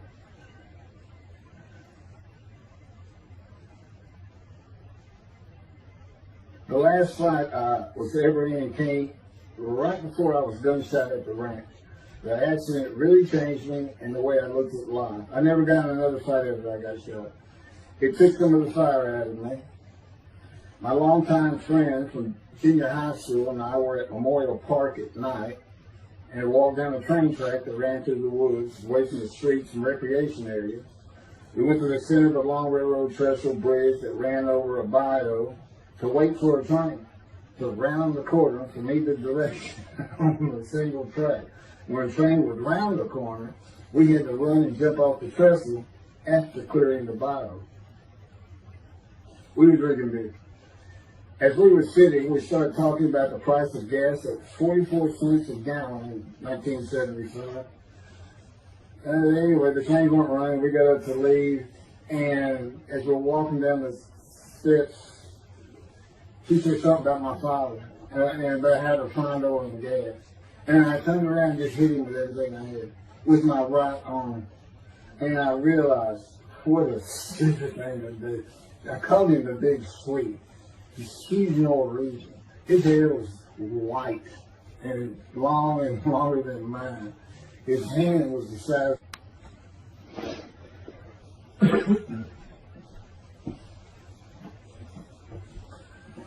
And I had nowhere to run. That was the really dumb part of it. I mean, I couldn't move. I couldn't use my quickness. I couldn't box as I had with the fellow across the street. And he just took one big thing. He's very athletic. The coaches all wanted him on the high school team, but he didn't want to, football team. And but anyway, he hit me just one time. That was the whole fight. It was just 2 hits. My measly hit with my right arm. I let it fast, Now, he didn't want I wanted to hit him. Well, I say that. I didn't even think about it. But he just about knocked me senseless. I mean, I saw it red. And so anyway, that was it for our friendship. We just, although after I got shot, he and I got back together a little bit, but by that time I had met Denise next door, and I wasn't going to be going out drinking beer at the festival anymore. It's going to get serious, and that's when I set up my night classes and everything. Her big sleeve.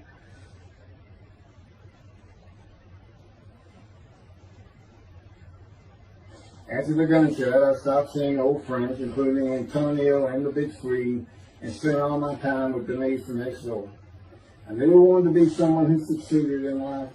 My dad always told me when he was angry with me that with my smart mouth, I was never going to be anything but a ditch digger or a lawyer. While he said lawyer in a derogatory way, he got me to thinking I'd like to be a trial lawyer. I had to get into college first, and the only school I wanted to go to was Texas A&M University. Anyone who had ever known me would tell you that I was not even close enough to being smart enough to go to any college, much less Texas A&M. I would tell you I had never applied myself to the task of learning. Texas A&M denied my application. I called them and pleaded and argued, and finally admissions said that if I came to the summer semester of 4 classes and maintained a B average with no fails, they'd let me in. I did it, barely. I almost failed calculus to get a B. Just a quick thing on Texas A&M, because it relates to World War II. Which always makes me think of the Holocaust, and how many Aggies were involved in that. Texas A&M enrollment began on October 2nd, 1876, and admission was limited to white males, and all students were required to participate in the Corps of Cadets and receive military training.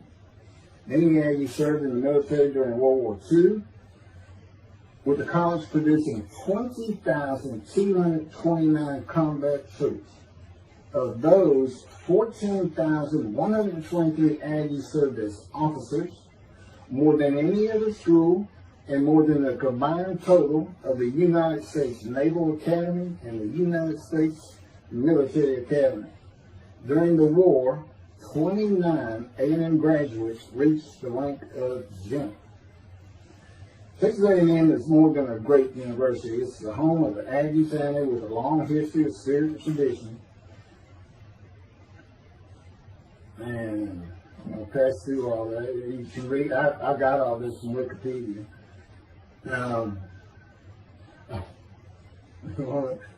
Like Notre Dame, it's a school full of tradition, especially notable at football games and in campus life, drinking beer at the Dixie Chicken. I had a good friend in what is now the volunteer Corps of Cadets, and we've been shooting pool, drinking beer all night. On the weekend, and finally left sometime after midnight. I walked my friend back to the quad, Corps Cadet Quad, a large open area where people could gather, surrounded on 4 sides by dorms for cadets only. And I dropped him off at his room. Before he shut the door, he looked at me, and not for the first time, said, "Want to race?" He's fast. We didn't race anything. I said, yeah. Of course, we were pretty much, we had a lot of this. I said, yes. And he went to the end of the hall and took off at the other end of the hall. He was fast, but I was pulling away with just a few yards to go and hit the wall before I could stop and busted my chin open. Blood's pouring out everywhere, people opening doors. Look, that little guy did the taller guy. Taller guy. I also sprained my ankle. These are my injuries that take very. I also sprained an ankle so severely playing basketball with football players that I was in a cast for 6 weeks. Those were my only injuries in the 3 years of being here. It was the gun shop that changed me, everything in my life. I married Denise when I graduated from A&M in '79, just 3 years after graduating high school. I went through in 3 straight years because I had those hours from the first summer. I just went ahead and went the next summer too. And I got out of, and I was for most A&M students for 5 years. But I went through and through.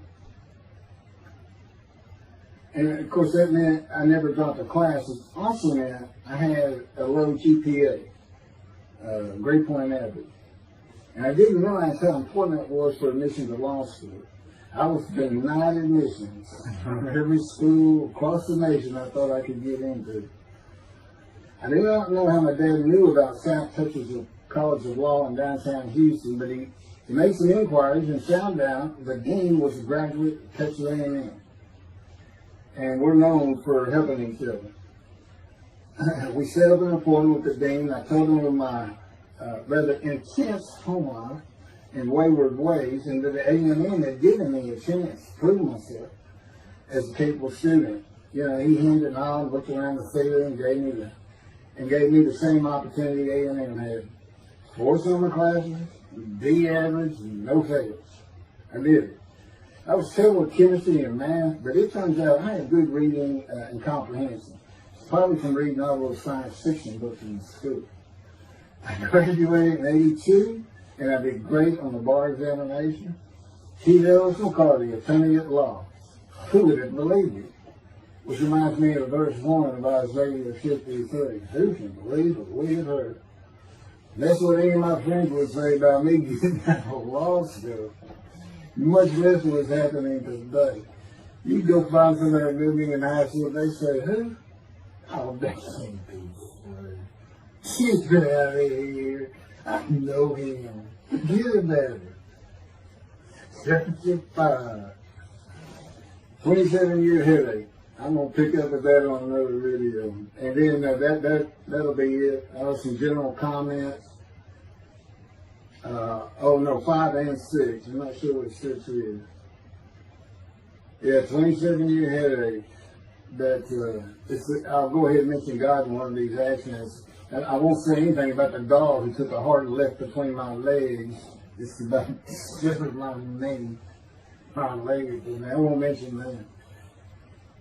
Or hitting the big Swede on the track. And then for me, my arm just took off. I wouldn't have hit him with my right arm. The things he is showing. And getting gut shot. Yeah, I think I would have figured out, you probably shouldn't be hanging out at this store anymore if you're going to be talking to his ex-girlfriend. Little things like that, he controls my perception. Little things like that in my life make sure I am the man of Isaiah 56. If anybody thinks I'm going to back off saying that, they're wrong.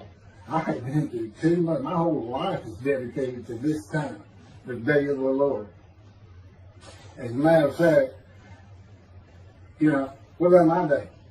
I said, what about my day? Well, he said, well, first of all, God's speaking with you and living with you. Most people say that's pretty good. I said, yeah. But anyway, here's something he's promised me that he lets me check out all the time. And I'm going to put on the screen.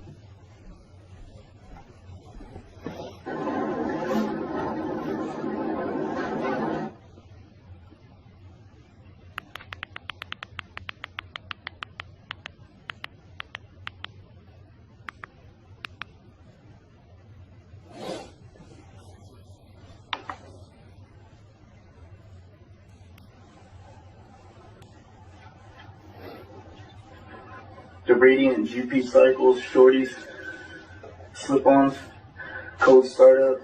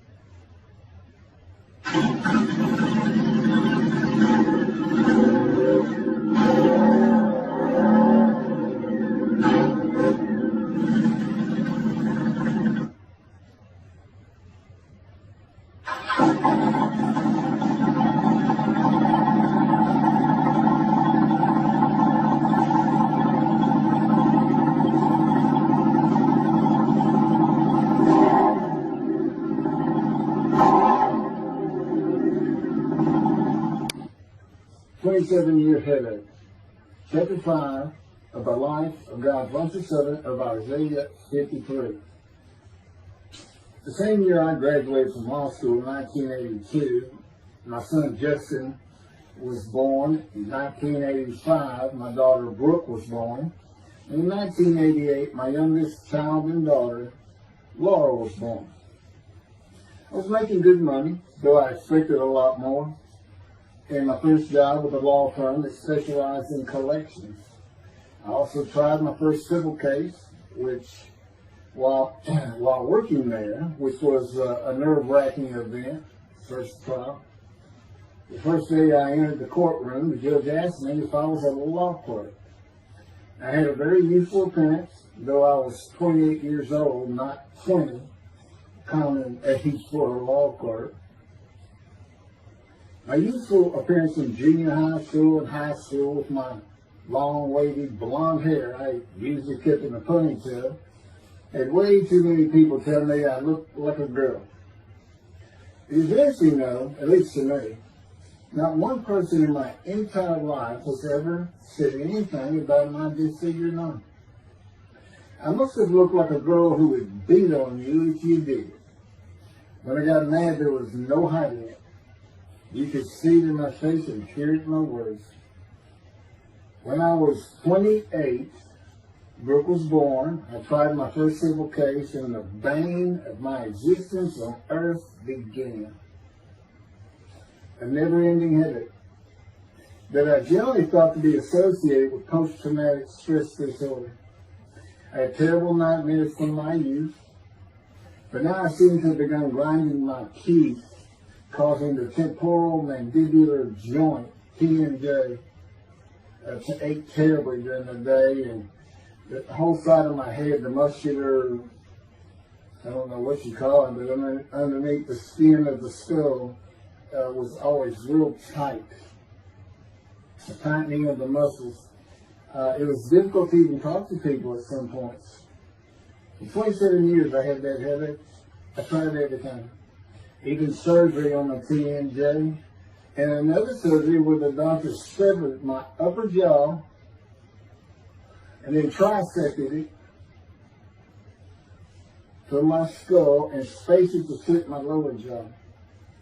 All to know that I could not stop the nightmares and the grinding of my teeth.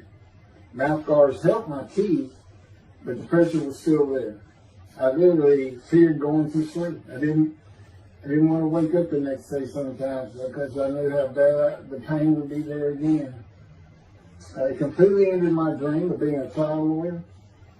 So I got an associate position in an oil and gas firm and began learning how to prepare title opinions for oil and gas companies on tracts of land they plan to drill on. Basically, a title opinion is you start insolvency, which is when the state granted the land to someone, usually great, large tracts of land, and from there you get parceled out and cut up, and I'd be chasing one small tract within a very large one almost 200 years ago in the early 1800s, and I would have to create genealogical charts of heirship, for people who died without a will. And they had to know who the family members were. And I got very good at it. And I really enjoyed it. I did a small towns throughout Texas and into their courthouses where they would keep all the records of every transaction, of every piece of land in the county. But anyway, there's an awful lot to it. I do go into it in some detail in the book, but I'm not going to for this video.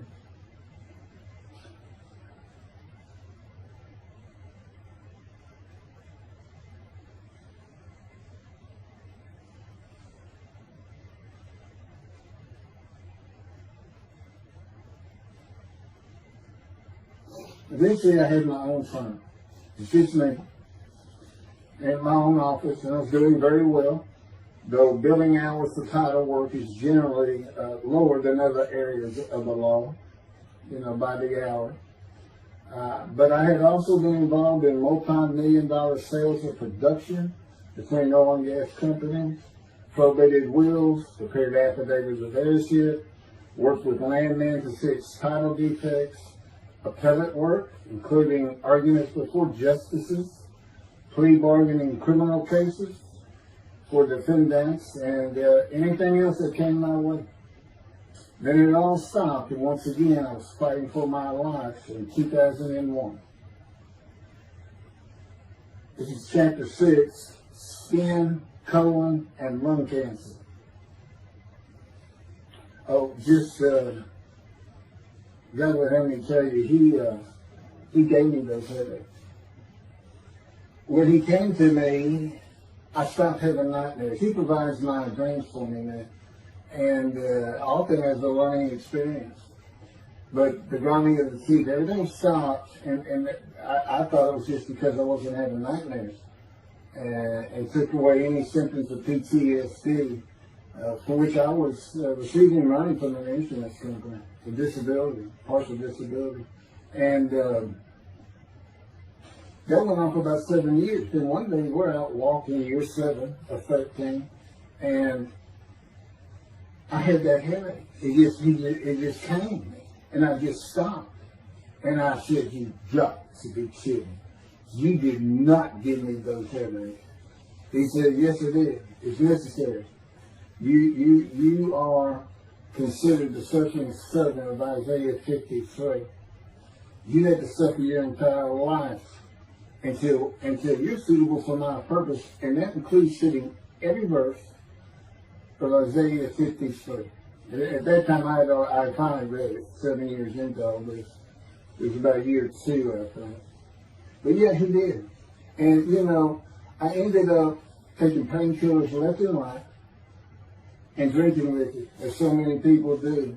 I was able to maintain, my life, my work, and everything, but it was enough to put the strain on my marriage that I pretty much blamed myself for it. And I told him, I did this the only time I got hot. Dysphagia me, gut shot, those things, they didn't bother me. But I said, you hurt my children terribly with that. Because I became a bad father. I wasn't the father I could be. They love me and I love them. We don't have any serious risks. They're off living their lives and they're all doing great.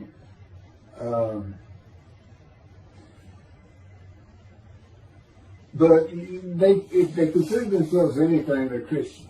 And although I don't think any of them are overtly religious, or that they're in church every Sunday or anything like that.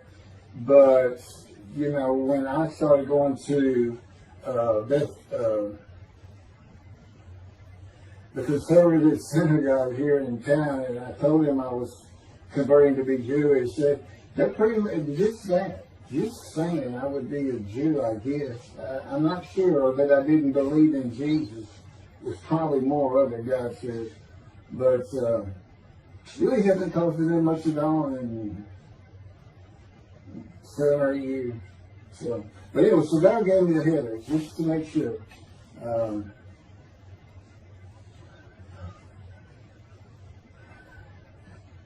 Anyway, I was married to Denise for 18 years, and we divorced in 1997 for irreconcilable differences. We agreed that she maintain custody of the children.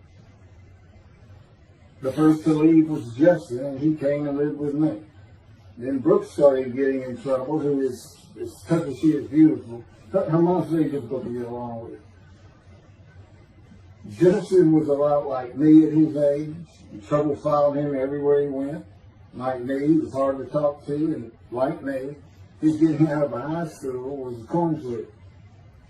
He's doing great. He learned the oil and gas landman business. And I helped him out as much as I could, and friends of mine helped him out even a lot more. And he's very successful. Married, no children. Laura's married, no children. She's got a great job. And Brooke is married with 2 children. I have 2 grandchildren. Long life, sweetest children. You'll see what I'm talking about, long life, when I get to lung cancer that God chose to crush me with. Something had to be done, and to make matters worse, Denise had met a man, and they were going to get married. But he didn't want Brooke. to be part of their new family, or Justin for that matter. He wasn't going to go stay with them anyway. Now, I had 2 of the children, and she had 1, but all still in her custody according to the divorce decree. So anyway, I stopped paying child support on those 2. But had not gotten around to the proper revision of the divorce decree when I took Justin and Brooke with me to live on the Big Island, Hawaii. Laura came with us to visit for a month. This oversight on my part resulted in Denise and now her 3rd husband filing papers in divorce court for past child support for all 3 children, for the time I had begun paying her 1/3 of the original amount. I represented myself. I had 1 contempt of court and was locked up for a day, but I never had to pay that money. By verbal agreement, I sent Laura back exactly 1 month later. I could not leave her out, and I wanted her to see where her brother and sister would be living. They were all so close and protective of each other, and still are to this day. And she was so sad. One of the hardest and emotionally painful things I have ever done was put her on the plane back to Houston. I can't think of anything else. The backdrop to moving to Hawaii was my firm was in dire need of new work. But the oil and gas industry was down. It's always up and down. And my clients were not drilling. A landman I knew called and said his sister in Hawaii, a brilliant eye doctor, but not a good businesswoman, needed help resolving creditor issues stemming from her new offices and equipment purchases. I told him it was a good time for me, as things were slow, and who's going to come down to this trip to the Big Island, Hawaii. So I went and took care of everything without charge, but of course everything was paid for. When I came back to live in Hawaii at the urging of the doctor that I had helped, who did not like the look of an abrasion on my chest, and it had been there for years. I was examined by a friend of hers, and it was cancer. I don't remember what the doctor called it. He removed it in surgery with a 6-inch diameter circular cut, and it was not malignant. I could practice in just about any area of the law. And all I had to do was pass the Hawaii bar exam, one of the toughest in the nation. While studying to the bar, my body, all at once, in a moment, told me something bad was wrong with me. I had been running, swimming, riding my bike everywhere I went, letting Justin have the car, and had been feeling good and strong. In a moment's time, I was weak and sick while grocery shopping. There was a pain in my belly and my abdomen. I did not know it, but a large tumor in my colon had burst through my colon, and I was bleeding internally. I did not go to a doctor, which I guess is my nature. That, and I did not have medical insurance. Anyone asking for help, asking anyone for help unless things were at a critical stage, such as a bullet wound, was something I couldn't do. I mean, just all kinds of personality disorders. I thought surely it would pass, and decided to just give it time and bear up to the abdominal and belly pain.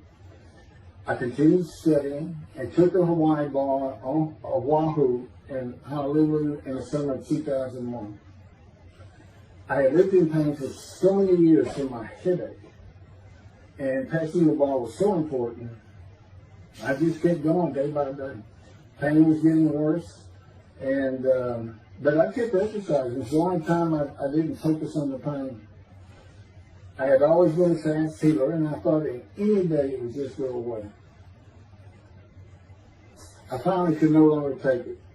Brooke, it turns out, was in Houston visiting with her mom, and I left Justin at our little, we called it the little green shack. It wasn't much to it. We weren't there very often, really, except to sleep.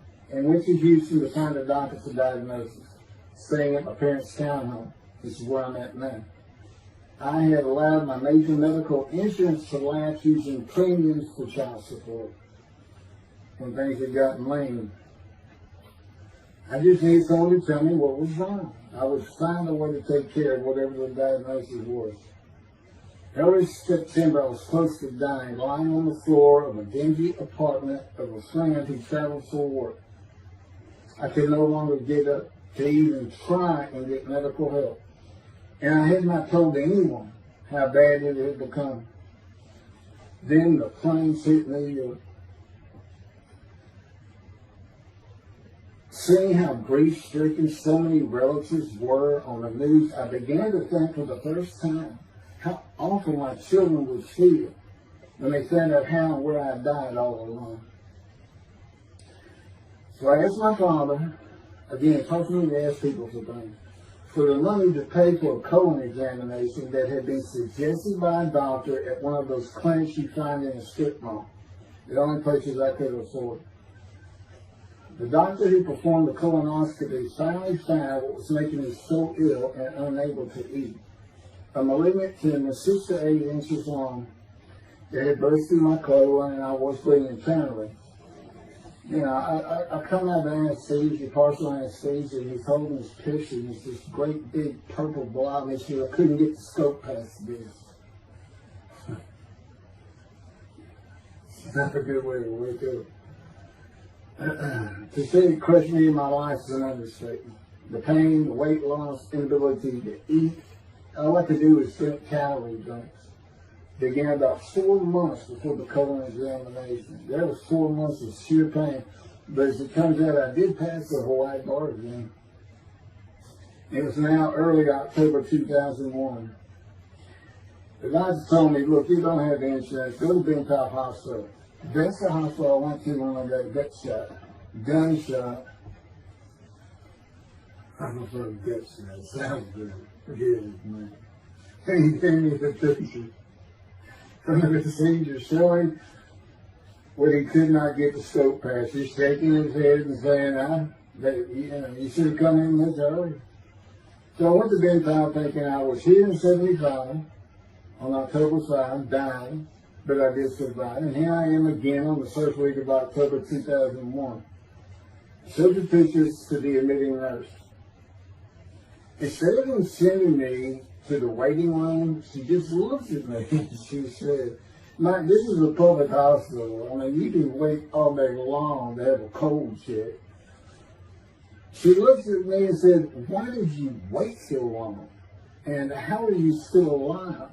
And I told her, I have no idea. She did not send me to the waiting room. They had an orderly take me immediately to a room. There they hooked me up to a morphine machine where I could hit a button at a time interval I can no longer remember and receive a small dose. I do know I never missed one. I was very depressed. My parents who waited in that line for admittance with me looked so sad and depressed. It was not one of my better days, though I finally had some pain relief. Day after day, I lay there waiting for the next test they would run. It was during this time I received notification that Denise had filed papers in the divorce court to recover monies for the time I was taking care of 2 of the children. That's also when I received notification from Hawaii that I had passed the bar exam. So, you know, Bentown Hospital, what a lifesaver. I mean, young surgeons in like Baylor University, medical schools, you know, it's a prime position to get your hands on if you're going to be a surgeon. Because you're in surgery all day long and all night long. As long as you can stand up, they're bringing people in. It's just a real hot spot in Houston and a great hospital. But it's not a place you want to stay. You really don't. My doctor would come in and be out so fast, I never knew what was going on. He did tell you my previous surgery to my abdomen, where they opened me up from stem to sternum, complicated removal of the tumor. On October 25, my son's birthday, who was now stuck in Hawaii, They cut me open again and removed the tumor. It was about a week or so later, I was released and was scheduled for chemotherapy. I returned to the dingy apartment all alone, and I just stared at the television for weeks. I did, and chemo so depressing for those who had to go into it. A small room with big chairs for about 20 people who all looked like death, including me. Everyone with an assortment of bags of chemo dripping into our arms for hours. It took about 8 hours before I really got sick from it. And I had to park a long way to avoid paying for parking and drive a long way to the apartment. It was a very gloomy fall in winter. When I completed my chemo of once a week for 6 or 9 months, more tests were scheduled. I do not remember how many months the chemo lasted. I do remember I did not finish, missing the last 3 sessions. At the end, I could not get out of the door without bursting into tears and just not going. It just wore me down to nothing. On the right side, it was my goal. I had my own apartment called the Loft. It was brand new and very nice on a bayou close to downtown Houston with a running trail alongside it and lots of woods near Memorial Park where I had been running a 3-mile circuit since high school. I returned to being called for follow-up tests, including x-rays of my chest, and the colon cancer had not returned then and to this day. The chest x-rays were another matter entirely. The doctor told me he had bad news and showed me the x-rays telling me the white spots I was seeing was cancer. They were everywhere. Lungs full of cancer, he said, at a stage I could not be treated with any success. My dad was with me, and I asked the doctor, well, what does that mean? And when he said you need to prepare for death, the look on my father's face was so sad and hurt at the same time I'll never forget. And we've been through some tough things in this house. Every house we've been in. It didn't affect me one bit. I did not feel anything. I was too beat down from the chemotherapy to care I did. God tells me I had a lot to do with that. And it's like I just, no matter what they said, I didn't think I was going to die. But I didn't know that. I just wasn't having that conscious thought. And God said he had a lot to do with that. And of course, he hadn't spoken to me yet. I had never seen a doctor for cancer or any other ailment since that day. I had to get Justin home was all I thought about. But I needed money. I found an old client that needed a tile penny for a drill site well. I struggled through that and got my boy back to Houston. And it was tough. I was so weak. And it had been so long since I really had done any title work. And just going to pick the work up and visiting with the client was the major to-do for me. But we got there and I got Justin home and he went to live with some childhood friends. This is now 2002 and going into 2003. I just walked all over the running trails in the 3-mile loop at Memorial Park and in the woods day after day. I didn't think about dying, but I did start. But I did not think about suicide in my law practice either. I watched a lot of television and played video games. I watched the Tour de France for the first time and got inspiration from Lance Armstrong. I was still alive though, and the funny thing was my lungs never bothered me. I was never sick. It's because God had already removed it. After I got the news I was dying of lung cancer, he took them from me. That's what he tells me. And I don't have any symptoms. Well, you'll see right here, in 2005, I picked up some tile work here and there and made an office out of my loft. I bought my first motorcycle, soft-tailed lowrider Harley Davidson. First time in many years I was happy. I love riding that bike. In 2006, I did some landman work for standard day wages and began dieting and running.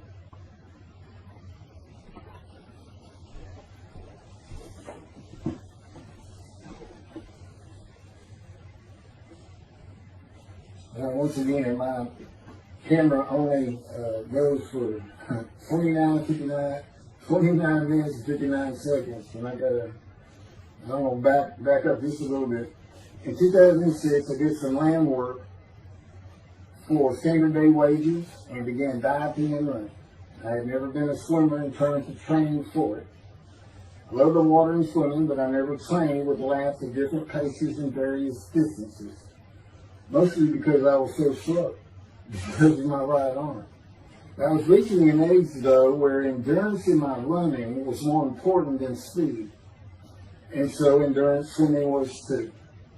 In Hawaii, I had seen the athletes come to Kailua Kona, where we live and where the Ironman triathlon begins and ends. Matter of fact, my little green shack was just right on the route where they start. That was a fun week. It was amazing watching the athletes train and prepare for the race. I would think to myself, a human being, the human body cannot do what they are doing. If they were and they did. It's just amazing. I decided to learn how to swim more efficiently and how to train for distance and endurance. Get a regular and triathlon bike and instant triathlons. I was so alive and finally a direction and purpose in my life. Training every day for long periods of time. It really helped with my headache and I slept better. In 2007, I signed up for the March 30, 2008 Lone Star Half Iron Triathlon in Galveston, Texas, and the October 5, 2008 Longhorn Ironman 70.3 in Austin, Texas.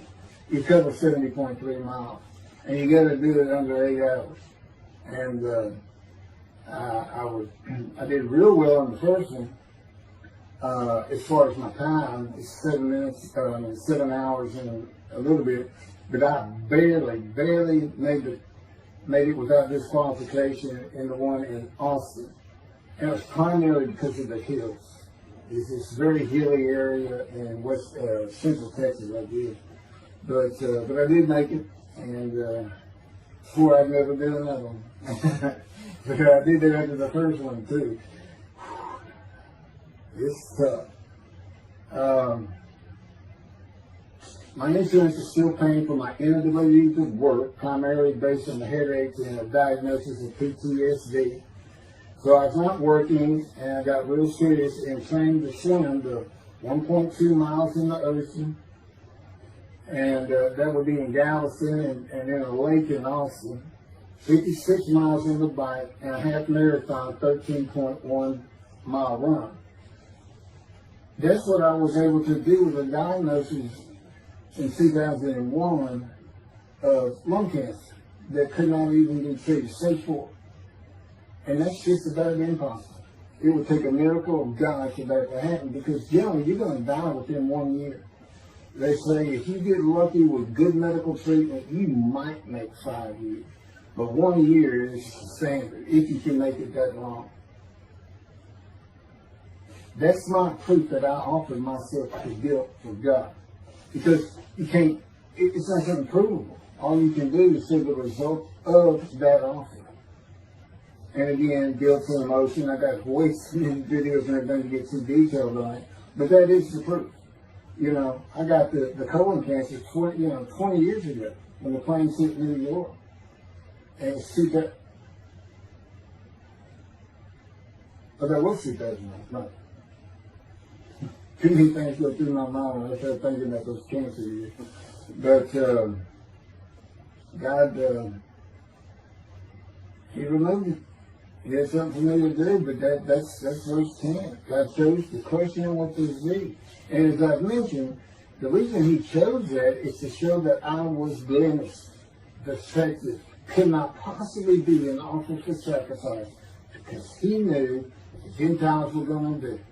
They were going to put an unblemished lamb in there and call the Jewish people's Bible their own, and use the laws of Leviticus, not unlike Mr. Toby the singer and his 6 million blemished lamb sacrificed by Hitler, the righteous servant of God.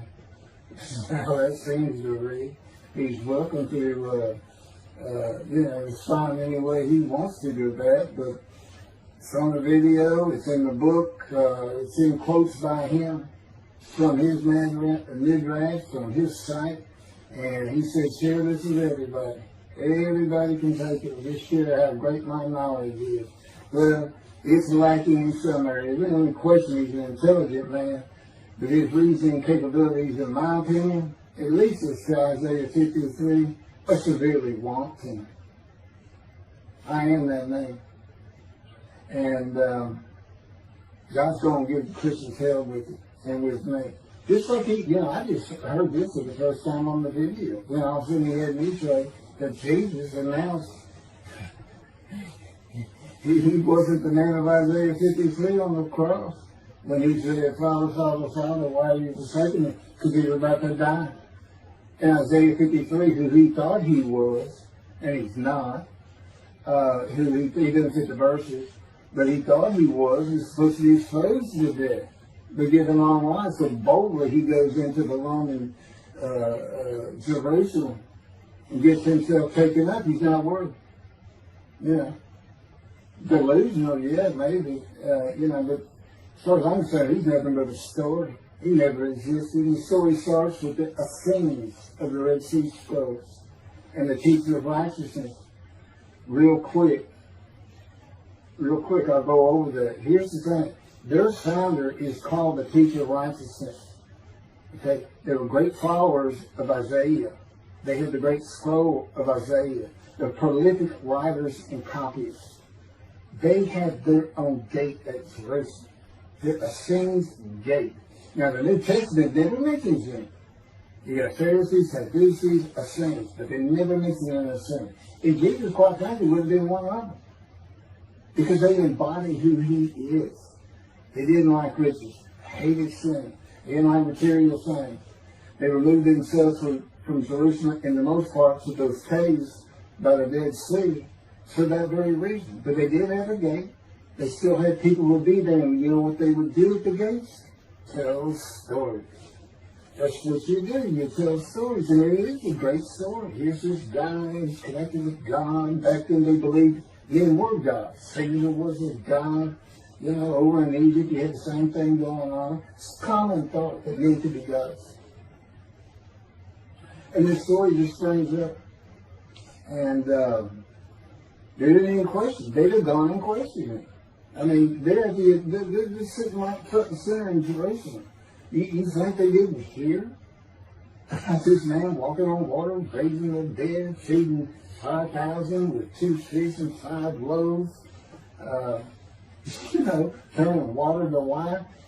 That alone, Rome would have said, Caesar would have said, he does what? He turns water to wine. Bring him to me. Don't touch a hair on his head. You don't kill the man who turns water to wine. You send him out with your armies. Make your men happy.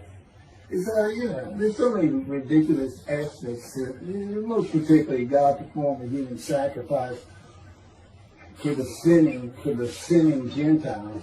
He's left the sinning Jews for the sinning Gentiles. But he gives them an out, these Gentiles, not his son. He gives them an out. I'm going to kill my son for you.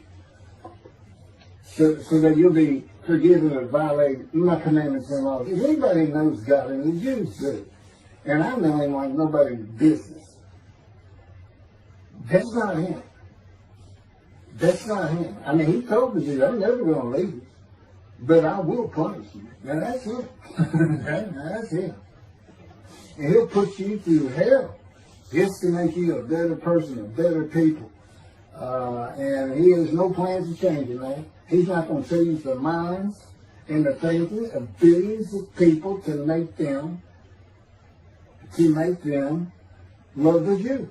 He's just not going to do it. And the practicality is, he didn't create man for him to even be able to do that. Now, he could have created humanity where he could do that. He could change the mind of everybody at the same time. I'll tell you on this, he's been working on my mind for 13 years. It is one brutal it's a very one-on-one affair. Now he says, now I could just kill everybody. Now that's easy enough. That's easy. I could just kill everyone, but He said, that's not, it's all about this. You got to know how to read the Bible. It's written for antiquity first, and the Dark Ages, and then the Age of Enlightenment. I mean, basically, he's saying you've got to go back over it. You've got to check these guys. You've got to check Rambam and his speech. God's going to make the world speak Hebrew. Or, they will be the pure. So you've got to check some of this stuff.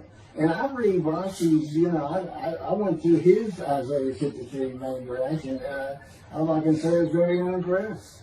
I see what he has to say in Malachi. He didn't pick up on any of this. He didn't know what the angel of the Lord is, the angel of the covenant that you desire. He doesn't know how Moses goes by a burning bush is not consumed. The angel of the Lord is in there, and God speaks. I do. To me, it's just like, well, you just get some basic concepts, and all of a sudden, and quite frankly, it'll open up the scripture to the Jews. They can put the Talmud aside for a little while. God will say this. God says, if you can study it, study it. There's all kinds of great things in it. Just be real careful about what you teach from it. And it's useful for heaven. If you like to talk about Talmud as a scholar with other Jews who may very well be in scholar remembrance with you, you can meet up with them. Just see them in the meeting places, have them over to your room. Y'all can watch the new earth being created and the new peoples of God chosen, and watch the evolution of the chosen people. And humanity, the same as this one. God says, why would I change? Why would I change it? When I did it, it was perfect. And you can tell me sooner that the evolution that he's talking about, where all of a sudden the world son of the Jews been going on for over 3,000 years, and today anti-Semitism is up, and David is here. It's not going to happen. Thank you very much. I will be doing, is that 5 and 6? Yeah, that was 5 and 6. Now the book picks up at chapter 7. It's on video when God first speaks to me. And it's just very interesting. And we'll still be putting some videos out. But I've pretty much covered all the major material. Everything from Isaiah 53, the day of the word, Lord. There's a few more things. And it's a better read than it is a video watch. But, for those who like to read. But it's covered very well in these videos. And now that I put in the personal part in, which is to show how I said Isaiah 53, and you see the difference in my life. Now, that's a life of suffering. That's a life of pain. That's a life of familiar with disease. They said, gee, when he died on the cross, he was scourged. He was scourged, and this and that. You know how much he suffered in his life? I mean, he's not even in the conversation as a man of suffering. He's not in the conversation. Thousands and thousands and thousands of people died horrific deaths back then, and by crucifixion. Not the only one. This is descriptive of a man and his life, so you can find him, identify him. And what did he do? He never suffered. He was never sick, ever, until the last day of his life. 30 years old, he's got one day, but under his belt is pain and suffering. To me, that's not, you're not even in a conversation. I mean, that's nothing. That's not being suffering. That's just, you had a bad death, sorry. You got whipped first. You got whipped. One gospel says that the scourging was an open-handed slap to the face. Now, the other three do say scourge. But then and then every movie you see, he's carrying that cross, he's all whooped up and bleeding, this and that. He carries the cross in one gospel only. In the other three, it's carried for him. And then he's on the cross, and what does he do? Father, Father, why have you forsaken me? And then the gospel says, one of them, and then he gave up the ghost. He gave up and died. I laid in the back of the ambulance for 8 hours, doing everything I could in my power to stay alive. Just gave up the ghost. There's another video where we make that a little bit more humorous. Anyway, thank you for listening, and I guess that's it. Thank you.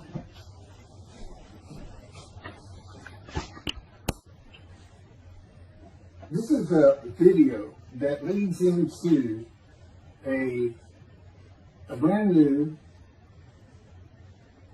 very distinct, not heard from before, commentary on Isaiah 53, which begins actually in Isaiah 52, is comprised of 7 videos I have put together in the last month or so. And I'm just putting them all together with a lead-in video explaining these things and why it's so new, novel, and has such a different view of the scripture from that which Judaism teaches regarding a Messianic era when David comes, the descendant of David. They often refer to him as King Moshiach. Moshiach means the anointed one. And you'll get the idea from the title of this video real quick. God speaks to an atheist. And it began like this. The doctors who gave me 1 month to live from lung cancer in 2002 that developed from my colon cancer metastasizing would have been surprised that I was still alive, to say the least. I had stopped thinking about the lung cancer years before. The white spots in the x-rays that filled my lungs like the stars in the night did not inhibit my breathing or slow me down in any way. At this point in time, I'm training for my first triathlon. And I didn't start small. I did a half Ironman. It's 1.2 miles swimming in an ocean, 55-mile bike ride, and half marathon, 13 miles. They call it the 90.3. One Saturday in the fall of 2007, I was cooking lunch in my small kitchen, post-divorce, and at the stove, when God said, from just a little behind me, as though somebody was speaking to me right here, and above my right shoulder, which is this figure, wash your hands. I turned around to the sink, washed my hands, and turned back to the stove. Now understand, I've been an atheist for 50 years. I mean, I completely denied the existence of God. And then from right here, a small, quiet voice, like an account they have with Elijah at the cave, said, wash your hands. And I simply turned around, washed my hands, and went back to the stove. I didn't say a word, and I didn't even keep thinking about it. I just did it. That was it. It was as though he had always been there. Just as to Adam. That's what I liken it to. And he dictated this to me. This is from my book, the book of my life that God dictated to me. It's called The Righteous Servant of God of Isaiah 53. No, the life of God's righteous servant from Isaiah 53. And he put it together. And he did it because he actually came to me, as Jeremiah would say, in the womb, but in my first year of life. And like Ezekiel, lit and entered me. So that part of chapter 11 of Isaiah happened well over 62 years ago.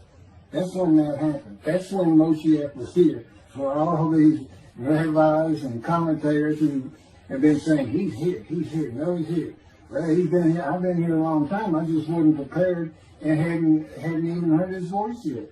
But what he did, you know, with Jeremiah, he made sure he was a priestly, godly man and guided his life.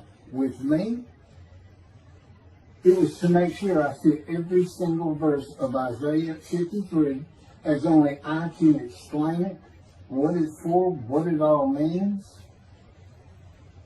and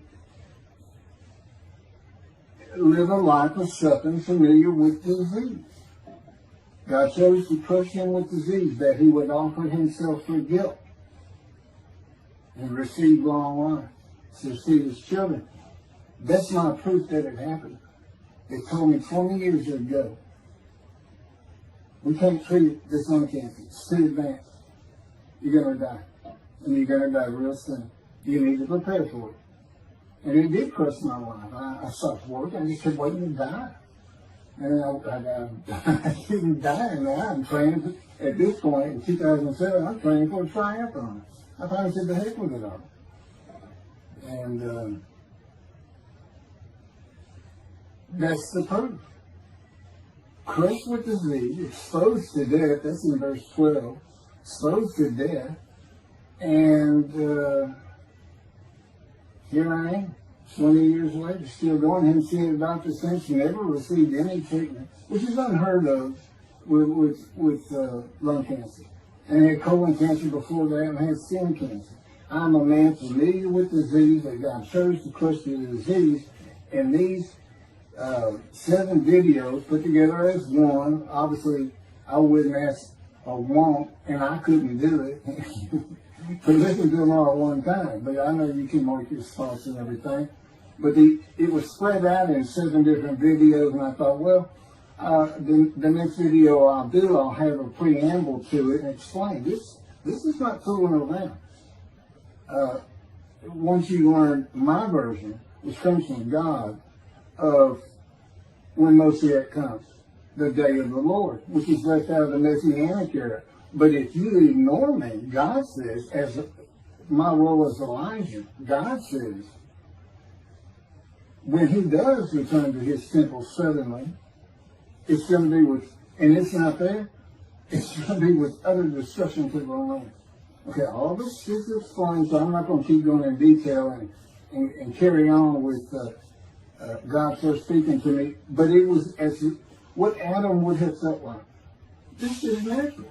I mean, to him, you know, having somebody speaking to him from above him, from up here, from within him, it's perfectly natural. And he wouldn't be falling down in reverence and I'm not worthy and all that. It would just be this person's always talking to him and telling him what to do. The fact that he doesn't see him wouldn't probably enter into his mind. This, you know, this is the natural order of the world for Adam and me, particularly today, 13 years later. Still in God's final refinement, preparing me, and now we have the books, the unpublished, Jewish publisher, Christian publisher. I dare not even send it to them, because how harsh I am on Jesus Christ, who said he was the man of Isaiah 53, and it's because of him I had to get crushed with cancer. That's what that's all about. God doesn't have to crush you to make you offer yourself for guilt. He just seized Ezekiel and put him through the fire of refinement, the anguish of it, and sent him off to be a prophet to the Assyrian, Babylonian exile, of which he was one, actually. Ezekiel, the book of Ezekiel is the key to Isaiah 53. That's my backup. See, God, these videos, everything, the way where he put angel of his presence and Holy Spirit, that Judaism doesn't recognize. A host of the Lord's host. It's in the book of Joshua, one time. He did it so they wouldn't find it. He knew what this was going to be about. These are my priests. This is what it's all about. He set it up for me to be this controversial. You just got to take the Messianic era of Judaism and toss it out the window. And you'll understand why, when God has me explain it to you, he controls everything I do, think, and say. Finishing preparing lunch and ready to watch a Texas A&M football game, I headed to the living room, and God said, "Get a napkin." I turned back to the kitchen and got a paper towel. Sitting on the couch from about the same place. Sitting on the couch with the television on and my plate in my lap, God said, "Get your TV tray."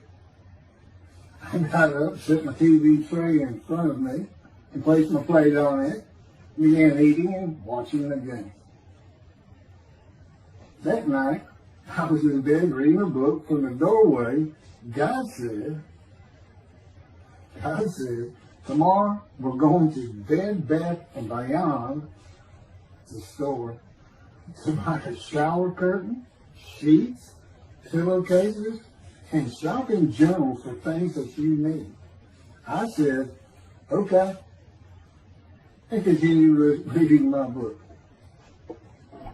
That's God spoke to an atheist. That's how it started.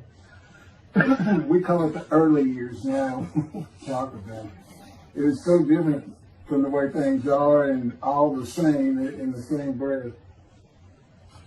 And I have since done this. It was by his power upon my emotions and thoughts that his presence with me was though he had always been there. In other words, when you read in the Hebrew Bible, God calls somebody's name like little Samuel, and he says, here I am. Here I am. Now there's some accounts of people falling to the ground, but he can put a silent knowing to you. He can put knowledge within you, your mind, where you never hear a word from it. In other words, put into your mind, the God of all creation is about to speak to you.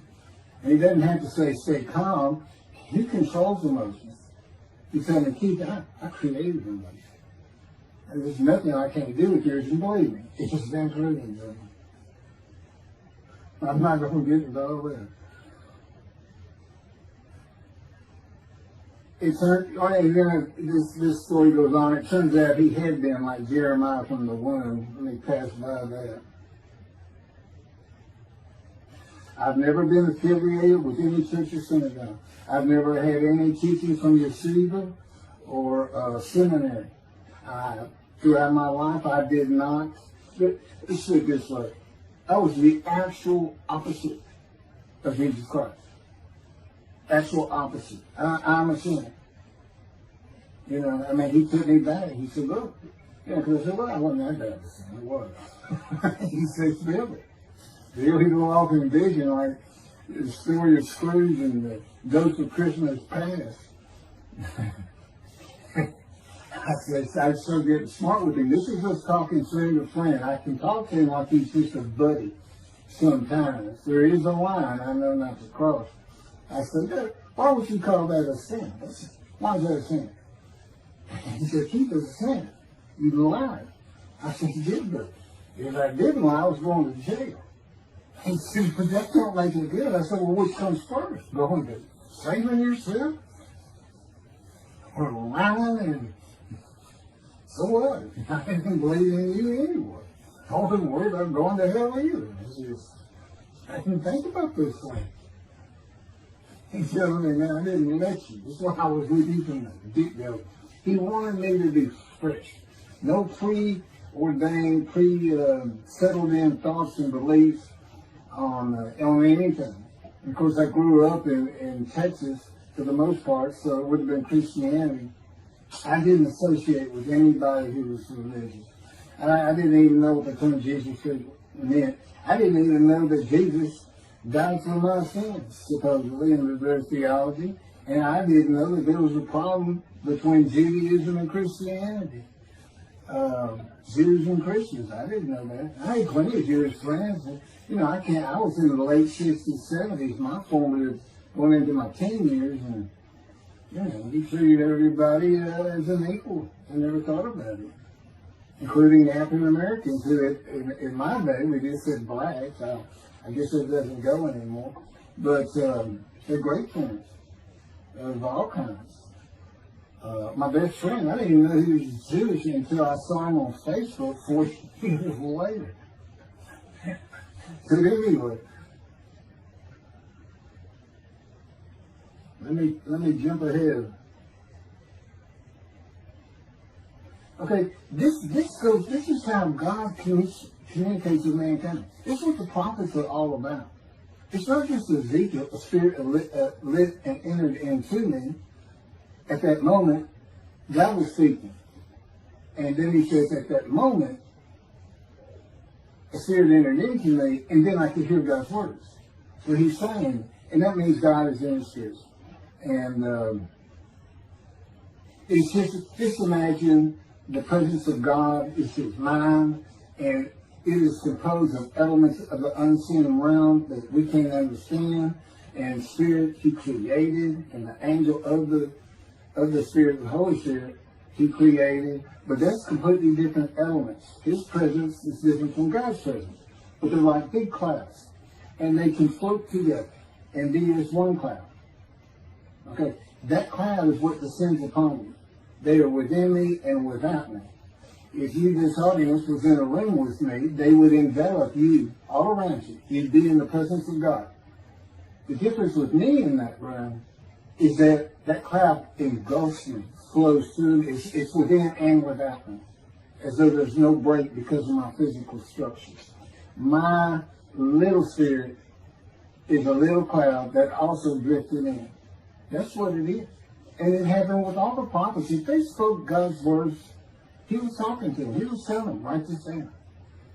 Write this down. All these 20 books or so, the books of the prophets. Ezekiel, write this down. Let's pick this up. Jeremiah, write this down. See, the time is coming. Well, that's the time in Malachi. It all comes together, and you'll find it in all these videos.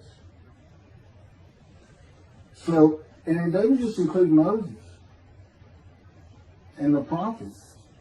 The man who wrestled with Jacob. Jacob says he wrestled with a man in divine being. But, you know, Judaism doesn't acknowledge the Holy Spirit's a person, which is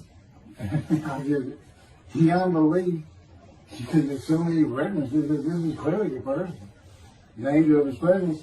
But it's just God going to a man saying, hey, wake up, I'm the God of this land. See this man over here asleep? His name's Jacob. He's got his head on a rock. Go jump on him and start wrestling. Don't worry about it. I'm going to orchestrate the whole thing. You'll be fine. And the guy would have said, yeah, I am. Let's go. That's how he does. And Judaism says the man in divine being is an angel. No, you know. That'd be like saying, I'm an angel. And you wouldn't want to say that. Well, you wouldn't want to say it to me before he came to me, because I made me mad. I had a hell of a temper, just like Moses did, and like Ezekiel did. And God knows how to knock it out of you, to where you smile and laugh a lot. Because I never used to. Well, you got to read the book, and you'll get it. You'll get it. And I'm just, you know, just like a lot of people, I've been through too much, hurt too much, suffered too much to have any thought that there's anybody upstairs, you know, who cares about me. It's just don't even mention his name around me. You're gonna fight, or I'm leaving for you, and you'll never see me. Don't do that, because it just makes me. All that's gone, by the way. Lots of stories on that. Oh, and the Spirit speaks. He's got his own personality. He's angelic. He has a very childlike voice. And he's just nothing but a ball of humor. He can have me say he's the greatest comedian of all times of the universe. And he's just a joy to talk to him. And he has the smarts of God. But I had instant communication with him. I had instant communication with God. It's like there's three persons in my mind. This one cloud, it's three clouds. It's two spirits and the elements of God's mind. And slow process of 13 years, and it's 13 years of, and this is from Isaiah 53, punishment, wounding, chastisement, maltreatment, crushing, bruising, and I'm telling you, he's relentless. This is the stories, and I have a lot more once I get to Israel, and I have full confidence God's going to get it done. There's one thing I don't worry about. 13 years, a year and a half of trying to get books published, denied by everybody who even bothered to answer me, because it's just so different. And it can only go to Jewish publishers, and it's just like, well, this isn't the stuff we believe, and it sounds like he's saying it's him, and this and that. Well, I was. God said I made sure I didn't get them published. I wanted to do the videos first. You see, I'm not on the executive committee. I don't know what's going on 99% of the time. I don't know what I'm going to have for dinner. I no longer have self-will. I can't ask him for anything. There's all kinds of reasons for that, such as, you know, if one of my kids gets sick and he doesn't heal them up, you know, cancer or something, Am I going to be disappointed? Am I going to be hurt? The answer is no. He's trained me too well to even bother asking. If he's going to do it, he's going to do it. I know he has the knowledge, and he's right here with me. So, you know, it's a long, detailed process. I know things from his perspective. This is another reason the Messianic era is not going to happen. And it comes out in these Psalms. But the Holy Spirit, the angel of his presence, we're friends. God says, I can't be friends with human beings. I said, well, we're friendly with each other. He said, yes, that's right. I said, you know, I Googled this, and technically you are my friend. He said, well, I know, but I just don't acknowledge it. I said, why? He said, because I'm God. That's what I am. I get to do whatever I want. And he's just messing with me. It's just like having a friend. Of course, it's a true statement. He can do whatever he wants. He's pretty stately and regal. But, again, we live together. I've lived with him for 13 years now. And it's never going to end until I die. I wouldn't even know what to do. He said, if I left you, you're going to fall down dead. You're not supposed to be alive. I keep you alive. So I took that cancer from you, but I just put it back in if you do something that you want to leave. I said, well, what am I going to do? No self-will. To an extent, no self-thought. And I told him, I'm not even a human being anymore. He said, well, what are you? I said, I don't know. I'm man and divine being, but I'm not human. I don't have self-will. That's what distinguishes a human being from an animal. He said, but I'm being a human for you. I'm providing you self-will. So you do, in a way, have it. So you're still a human being. I said, well, I'm dead. He said, why are you dead? I said, because it's like my brain's not connected to my spirit anymore. It's like you're sending all the information in. And that's about heaven. I haven't lived the existence in heaven as to my thoughts, because in heaven you won't have a mind. The heaven for the Jewish people only, I might add. You won't have a mind. God got to provide it for you. He's got to be you for you as a completely new and different creature. Still you. It's very amazing story on how that does. And I'm taught all these things and literally experiencing, not only in the real, but in visions. I've had more visions than, if you count every single vision in the Hebrew Bible and the New Testament, I've had easily double that. And I'm a walking visual. God's communication, and this actually shows up in the story of Moses, you won't let me tell right now. But he puts images in your mind. Instead of saying a sentence, you get something in your mind, a picture. Anyway, I call it visuals. And you can be wide awake for those. And I can be in vision wide awake.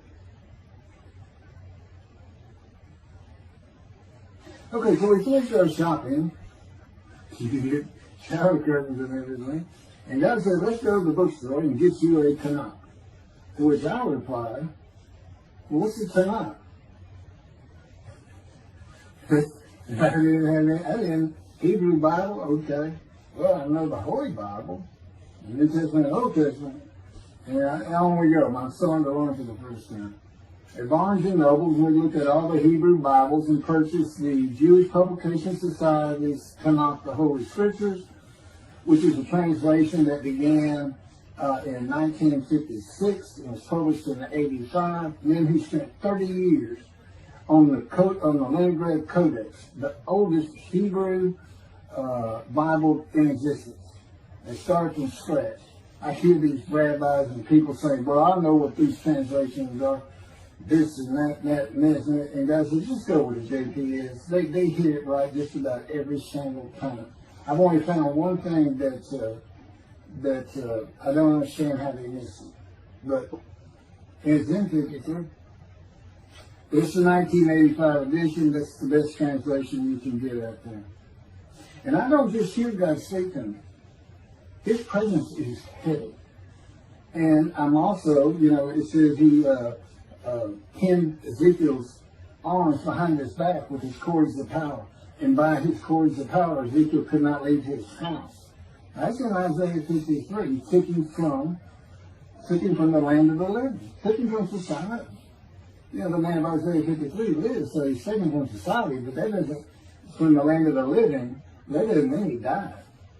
And there's no crucifixion in 53. So you start to see how Ezekiel is so important in this. And that's where you find out about the covenants of friendship that come with God in the day of the Lord when Moshiach comes. Again, you don't hear anything about it in this Messianic era. I'll tell you this. I think the Jewish people are going to like this better. I think throwing out all that rubbish Judaism has been teaching from back in antiquity, that's where they're stuck, and see what's really going to happen with God coming back, a man in divine being, with the capabilities of Moses, Elijah, the descendant of David. All their attributes, okay, are in me. I can be each and every one of them, and I can be all four of them at one time. And God can speak to me. So, it's going to be fun, and he wants his temple rebuilt. That's the purpose of Isaiah 53. It says, a purpose which might prosper of God. But it doesn't tell us what the purpose is. Well, we find it in Malachi 3. I sent my messenger before me to clear the way for me, and I shall return to my temple suddenly. But the covenant that comes with David says, I'm going to place my sanctuary amongst you. He already knows it's not going to be there. And then we have Elijah in Malachi 3. Well, he's got a purpose that might prosper. And if it doesn't, God comes with utter destruction to the land. And again, you don't hear it with the Messianic era. Utter destruction to the land. There's 7 million Israeli Jews. How can you not read that and go, that sounds an awful lot like, I'm going to raise up armies against you. How can you just ignore that? Well, anyway, we're going to see stuff. And the purpose that might prosper, I never believed that. I think that just puts the man of the righteous servant of God of 53, I think that puts him with, he's got the same purpose as Elijah. Elijah is supposed to bring the families back together through the laws and teachings God gave Moses, or being mindful of them. That's the new covenant. It's an amendment. It's an amendment that also has a new inclusion of sin forgiveness. Over the last 63 years, God's presence has resided in Texas, Louisiana, Florida, and Hawaii. And he is more than ready to return to his land, Israel. Because wherever I am is where his presence is, and those are all the different states I lived in over this time period. Wherever I go. And in fact, if you see me in Israel down at the old city or down at Tel Aviv, you can turn to your friend and say, hey, I know where God is. I say, really? I thought he left. Some even say he died. He said, no, you see that guy over there? He's all around that guy. And some say inside too. That's what it's going to be like. God said, look at Israel, we're never leaving again. I said, I want to see Great Britain. He said, it's like, did you just ask for something? I was like, oh. Yeah, that's good. I hope I fry if I hit the border and cross over. I hope I just burn up. That's in a combustible flame. But anyway, that's where he wants to be. And I'm sure he's going to get there. This purpose that might prosper, again, I think it just shows the purpose of the righteous servant and a purpose of Elijah. Because he knew I was going to be teaching. There's only, in the day of the Lord, as you would imagine, he wants to have all the prophecies fulfilled, be done with the prophecies. And there's only a handful, 4 men to come that we've never seen. The descendant of David, prophet like Moses, Elijah, and of course the righteous servant. We only had one description. Even the sages knew you got to have a description of the descendant of David. It's Isaiah 53. They called him in the Babylonian Talmud the leper scholar. You'll see me referencing it on just about every video. In other words, I'm saying, look, it's not Jesus, it's not the people of Israel that's taught today. It's this guy from the Talmud that just hadn't come yet. You just didn't know, didn't have a name that fit the description. Well, you do now. And two covenants. The friendship covenant, which is actually in two parts, Ezekiel 34 and Ezekiel 37. One part of which is, I'm going to put my sanctuary amongst my people. And the other part, interesting enough, has to do with the land blooming again, which is Jeremiah 31. See, a time is coming, the land will bloom again. See, a time is coming, the cities after desolation of many years, 2,000 plus actually, will be restored and Jerusalem rebuilt. And the Jews shall never be defeated again. Okay, now we just talked about other discussion likened to armies being raised. But here it is in this friendship covenant, in this, Jerusalem being rebuilt. If that's done, then you'll never be defeated again. So, you look at it and go, well, there's kind of a problem between those two. And what I think it means is he's going to get the temple built now that Jerusalem's been rebuilt and he's come. That this might prosper, because it kind of gets it. So what is the purpose of God might prosper?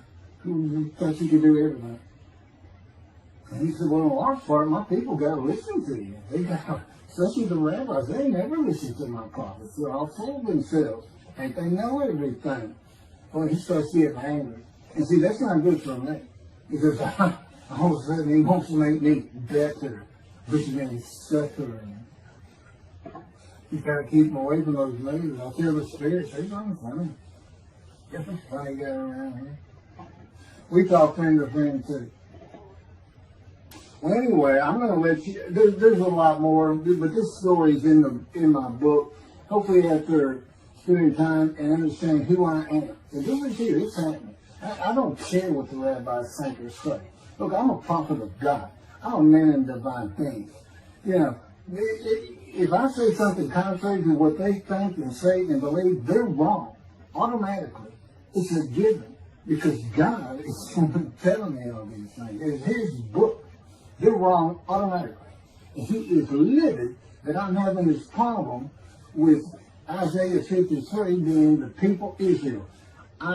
Well, it's in the videos, but you ought to see the arguments they really put back for Isaiah 53:10 and other verses. Rabbi Tobias Sandra of his Judaism, he went Christian. The Christians went to the laws of Leviticus, animal sacrificial laws, and said Jesus is the unblemished lamb. That's why, and they're using, Leviticus where you could offer a lamb and for unintentional sins, but nevertheless, they turned it into he was a human sacrifice, which he says himself.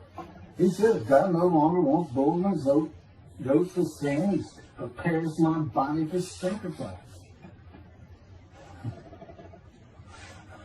He's really talking about it, and God made the sacrifice to Gentiles so they didn't have to obey His commandments and laws.